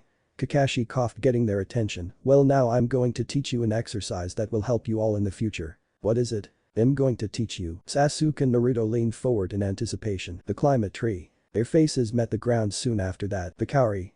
I originally stopped here, but since I was late in updating, here's some more. You have to be kidding me. I could do this when I was 8. Kushina chuckled while Kumi sighed at Naruto's exclamation. Kakashi, I smiled, without using your hands. That shut them up. What? How about I show you? Kakashi turned to a tree and made the ram sign. Soon after a small, almost undetectable burst came from Kakashi's feet. They watched as he walked to the tree then walk up it at the same pace. Kakashi now stood upside down on a branch, see? I'm channeling chakra into my feet which then also me to stick to the tree. But this requires very fine chakra control. Naruto gulped, oh great. 3 kunai landed in front of them, use these to mark your progress. Naruto picked up the kunai and smirked, I'll get this before the day is out. I'm screwed. You would be correct, kid. Thanks for the support, Fuzzy. Naruto watched as Sasuke and Hinata grabbed the other kunai and went to different trees. Naruto channeled his little chakra into his feet and, once he felt confident, he put his foot to the tree and then the other, only to have his butt and head met the clearing very fast, ouch. Sasuke watched and smirked before channeling chakra to his feet, so too little chakra won't stick you to the tree. He took a running start and started out fine, until the bark under his feet exploded and sent him flying back from the tree, but not before he marked the tree, and too much will send you flying. Did I do it right? Naruto and Sasuke, along with Kakashi, looked up to see Hinata siding on a branch about as high as Kakashi was. Kakashi smiled, well, the girl in the group has the best chakra control. As expected since her clan specializes in chakra-based attacks. Naruto smiled at Hinata, nice job Hinata-chan. Hinata's face soon matched a tomato. Sasuke silently chuckled at her reaction. Kakashi looked at Naruto and Sasuke, so out of the two of you, which one will get it first? The heir of the Red Death or the younger brother of Itachi Uchiha? Naruto and Sasuke glanced at each other before returning to their trees, increasing their efforts. As this was happening, Kushina glanced at Kumi cautiously when Kumi sighed, what is it? How are you out? I mean, I remember Minato sealing you into Naruto. Kumi chuckled, well, that's actually pretty interesting. How so? Naruto seems to have a natural affinity for seals, not unexpected of one from the Uzumaki and a seal master. Kushina raised an eyebrow. Okay, but Kumi sighed. Well, I first met him after a beating when he was 4. Kumi started explaining how she came to be Naruto's friend and how C was out. Little did she know that as she explained, Kushina's anger towards the village was steadily growing. I see, so Naruto let you out willingly. Yup, but I can only appear in this form or a small fox. Interesting. You know, that first visit I accidentally told him about you. He was so happy that in exchange he changed his mindscape to something more hospitable. Wow, what did you tell him exactly? Later at Tazuna's home evening, Team 7, Kushina, and Tazuna's family sat quietly as they ate dinner. Kushina smiled as she set her chopsticks on her plate while Kakashi smirked. So Sachi, did you get tree climbing down? She wasn't paying attention because Kumi was catching her up on what's happened in Naruto's life. I got farther than I did when I started. Which was what? One step, dope. Shut it, team. Kushina silently chuckled as she watched the friendly banter. Why do you even try? Naruto and Sasuke stopped to look at Inari. Inari looked at Team 7, why do you try to get stronger? It's all useless in the end. The strong will always win over the weak. Naruto crossed his arms, so we'll get stronger than them and beat them. Inari glared at him, it's impossible. What makes you so arrogant? You are shinobi living in a village with no troubles and living privileged lives. I bet none of you even know what suffering is. I know I'm going to be asked why I did this so early, so I did it because I have something else planned to happen on the time it originally happened. The room's temperature went down several degrees just as Tsunami was about to reprimand Inari. Naruto was looking down with his hair covering his eyes.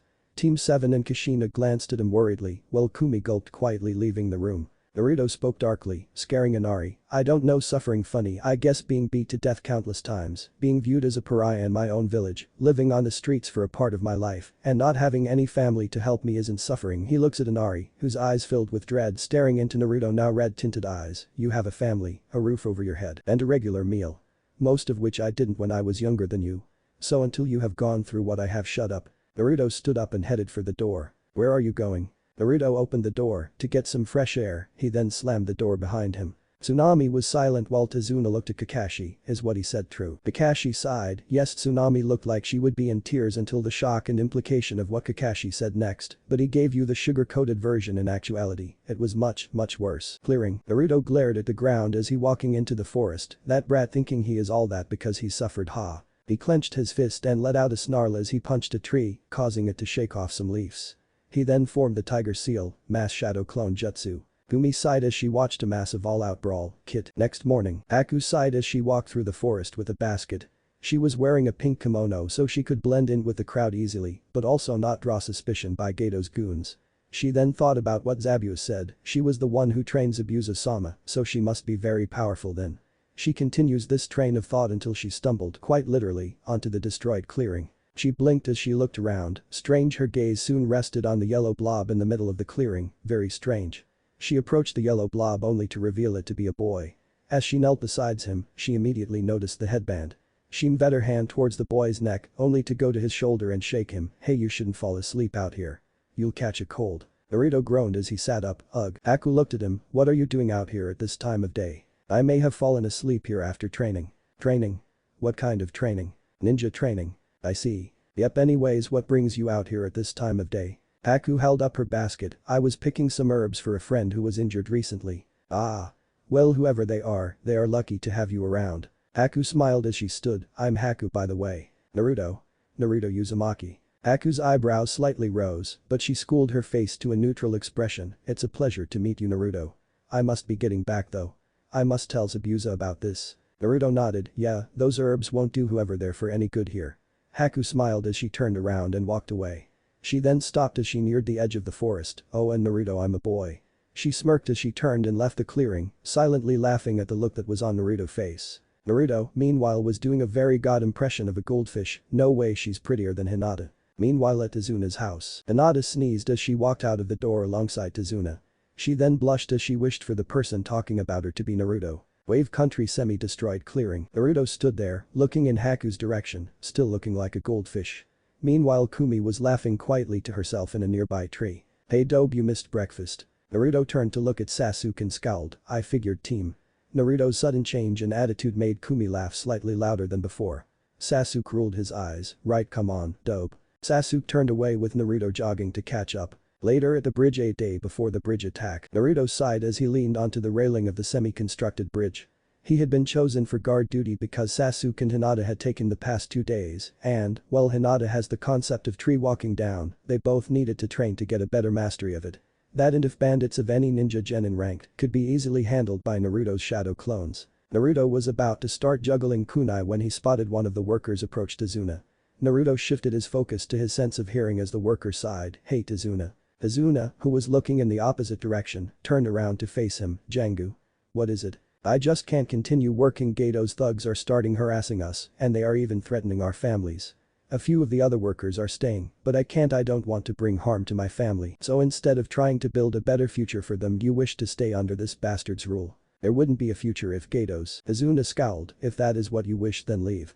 The few here and I shall finish this bridge and give hope to those who believe in this. Even if the others leave, I shall continue to come every day and work by myself if I have to.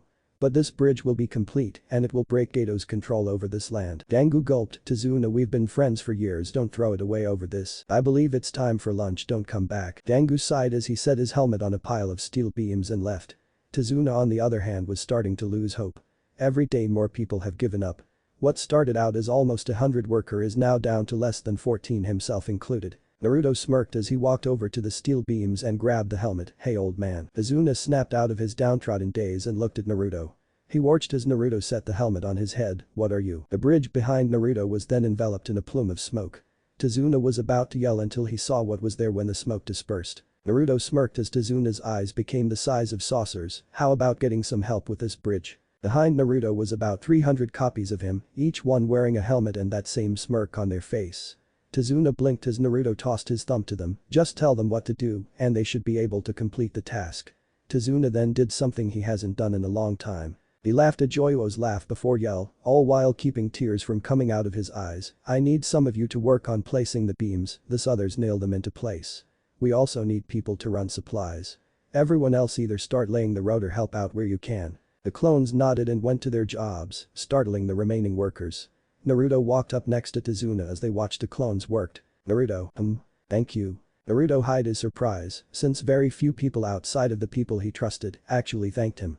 He then smirked, "No problem old man. I'm never going to get some respect, am I?" "Not likely." The sound of laughter could be heard throughout the village coming from the bridge. Hideout evening. Zabuza growled as he watched the stump of a man, Gato, and his 2 goons walk into his main chambers. Gato had a scowl on his face and he started to open his big mouth. Zabuza zoned him out as he remembered back to his time training with Kushina. Flashback no jutsu. Zabuza slumped against a tree gasping for air as Kushina sighed, "I think it's time for a break." "Then no, I can continue." Kushina sheathed her blade, "One must know when their body is at the limit." Zabuza was about to argue but then realized that it was pointless. She could be as stubborn as an ox when her mind is made up, whatever master. Kushina walked over and sat next to Zabuza. They sat in silence for what seemed like hours until Zabuza broke the silence. "Master. May I ask you a question?" "I believe you just did." Zabuza sighed as he realized he walked right into that one. "There are rumors that one of my superiors is corrupt, what would you do?" "Well, seeing how you are just a fledgling swordman, all you can do is not follow that man's orders." "But that's insubordination." Kushina sighed, "Zabuza, corrupt and greedy people are all the same. They will use one until their usefulness is run out, then discard them like yesterday's trash." Zabuza was silent. "Hi." Zabuza returned to Gato's lecture just in time for him to say, "If you and that kid can't get the job down, then I'll have my men do it. Seeing how you are nothing more than an untalented assassin." Gato turned to leave, and Zabuza started to compare him to the corrupt officer and other employers. Out in the hallway, Gato turned to his goons, "Get the best men you two can find and have them take these 2 out.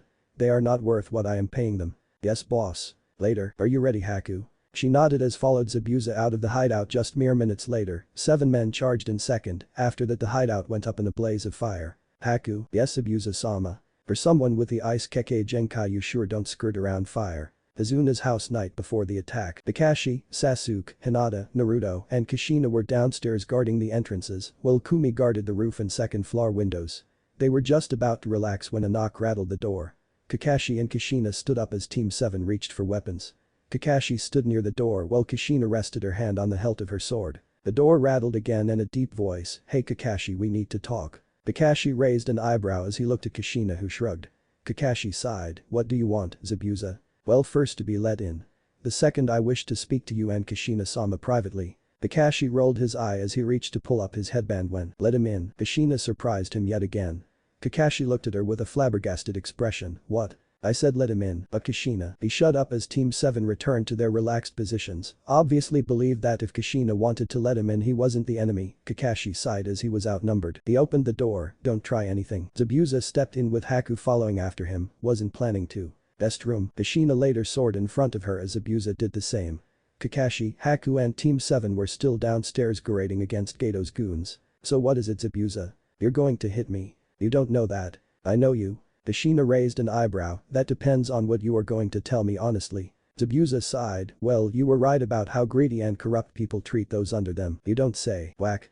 "Ah." Kushina smiled as she made the frying pan in her hand disappear while Zabuza rubbed the swelling welt on his head. He glares but says nothing as it would only lead to more pain for him. "So what is your plan, my foolish student?" "Well, next day bridge." Team 7, Kakashi and Kushina stood around Tazuna as a thick mist drew in. Kushina rested her hand on the hilt of her sword, be on guard. 8 points larynx, spine, lungs, heart, kidneys, subclavian artery, jugular, and liver. Which of these points shall I use? The mist thinned revealing the group surrounded by 8 Zabuzas. Kushina smirked as she pulled her blade. "Foolish student, you think this will work? You never know Red Death of Konoha. The clones suddenly disperse as they get cut in half. So your skills haven't diminished since you vanished." Zabuza and Haku come out of the mist. Zabuza smirked under his bandages. "I guess that you are serious about the fight this time." Naruto reached into his pouch. "Hinata, keep Tazuna safe. Sasuke and I shall deal with the masked ninja." Hinata nodded. Sasuke and Naruto pulls out kunai and charged Haku while she did the same. They clashed in the middle with Haku holds their kunai in a deadlock with her senbon. "You're outmatched." "Oh yeah, how?" "I have one of your arms occupied." Sasuke smirked. "You're in the same boat." "Oh really?" Haku then started preforming one-handed signs as Naruto and Sasuke's eyes widened. Ice release. Ice senbon barrage. Hundreds of senbon formed in the air and were sent flying towards Naruto and Sasuke. They leapt back and dodged and/or deflected them. Naruto growls, "Just our luck." Haku started forming more hand signs. "Let's end this quickly." Secret ice release jutsu. Demonic ice mirrors. Kushina and Kakashi started to move forward to help them, but Zabuza appears in front of them. "Not going to happen. Your fight is with me." Naruto and Sasuke vs Haku. Naruto and Sasuke looked around as a dome of ice walls formed around them. Naruto gulped, "Ah damn it." Sasuke growled as he started forming signs and thought, "Fire style. Fireball jutsu. An. This fight will be mostly like the cannon." After Naruto clears her throat stumbled into the dome. "So I may not focus too much on this one." The flames poured out of his mouth and struck their target only to reveal them unharmed. Haku stepped into the mirror. These mirrors are laced with chakra, making it almost impossible to melt. Sasuke growled as Naruto reached into his pouch. "Sasuke, cover me for a bit, will you?" "Why?" Naruto pulled out an ink bottle and a brush. "Take a guess." Sasuke smirked. "Alright dope, but hurry with it." Naruto nodded as he started to write on the ground. Kakashi and Kushina vs Zabuza. Zabuza rested the executioner's blade on his shoulder. "Now this is how it's going to go." Kakashi and Kushina glared at him as he spoke. "We are going to let them fight without our interference. If you try to help them, I'll go ahead and dice up that bridge builder and that mouse of a girl." Kakashi pulled up his headband as he thought over the possibilities. Well, he does say he could. One of us can hold him off, but only for a while. If I can get past him then Kushina should be able to hold him off, but then Zabuza would only have to create a clone and get it past her. I could distract him with clones, but he'd counter them with his own clones. Damn it, he's right, we can't. Heya. A red blur charged Zabuza as Kakashi looked at the location of where Kushina was. He sighed mentally. "Why do I even bother sometimes?" Clang. Zabuza brought his sword down to block Kushina red blade from making mincemeat out of him. "I see that you are as reckless as ever, Kushina-sama." Kushina growled as she pushed her sword into Zabuza's, pushing it back slightly. "Says the one challenged me." Kakashi pulled out a scroll from his vest. "Kushina. What? Think you can hold him off for a bit?" "Of course, Databane." Kakashi smeared blood across the scroll and Kushina and Zabuza exchanged blows. Each of them meeting each other blow for blow. Kushina smirked as she parried one of Zabuza's swing. "It seems that you forgot my first lesson." Kushina disappeared and reappeared behind Zabuza ready to strike at his back. "Never leave yourself open." Zabuza's eyes widened before he jumped away, only suffering a cut on his calf. He then charged Kushina and tried to cleave her in half. Kushina jumped back avoiding the blade. "Really, Zabuza? You think that will stop me?" Kakashi's eyes widened as he watched and worked on his techniques. Well, he had seen Kushina fight before. It's been years since then and her skill haven't diminished. In fact, she may have improved. General view. Sasuke started forming signs. "Naruto, you ready?" "Yep." Sasuke finished. "Then do it." "Fire style. Fireball jutsu." Naruto slammed his hand on the complex design, seal. Haku's eyes widened, they are more skilled than I assumed. Kushina and Zabuza continue exchanging blows while Kakashi closed his scroll, ninja hounds hunt. Tap tap tap. Well it seems the almighty Zabuza couldn't handle some weaklings. Gato started on his speech, not noticing the smirks on all of the shinobi faces. So instead of paying you, my men will finish. Gato's eyes widened as he watched the scene in front of him start to fade away. What's going on? How the heck? As the illusion fell, it revealed Team 7, Zabuza, Kushina, and Haku standing there casually. Kushina smirked, well that was easier than planned. Zabuza nodded, very. Gato stepped back, but. I saw. Naruto chuckled, Jinjutsu. It affects all the senses and wraps your mind into seeing that not the truth. Zabuza and Haku drew weapons, and the truth is you're dead. 20 minutes later, most of the thug army is dead, unconscious, or running for the boats or jump off the bridge. Zabuza smirked as he stood over Gato's headless body. So now what?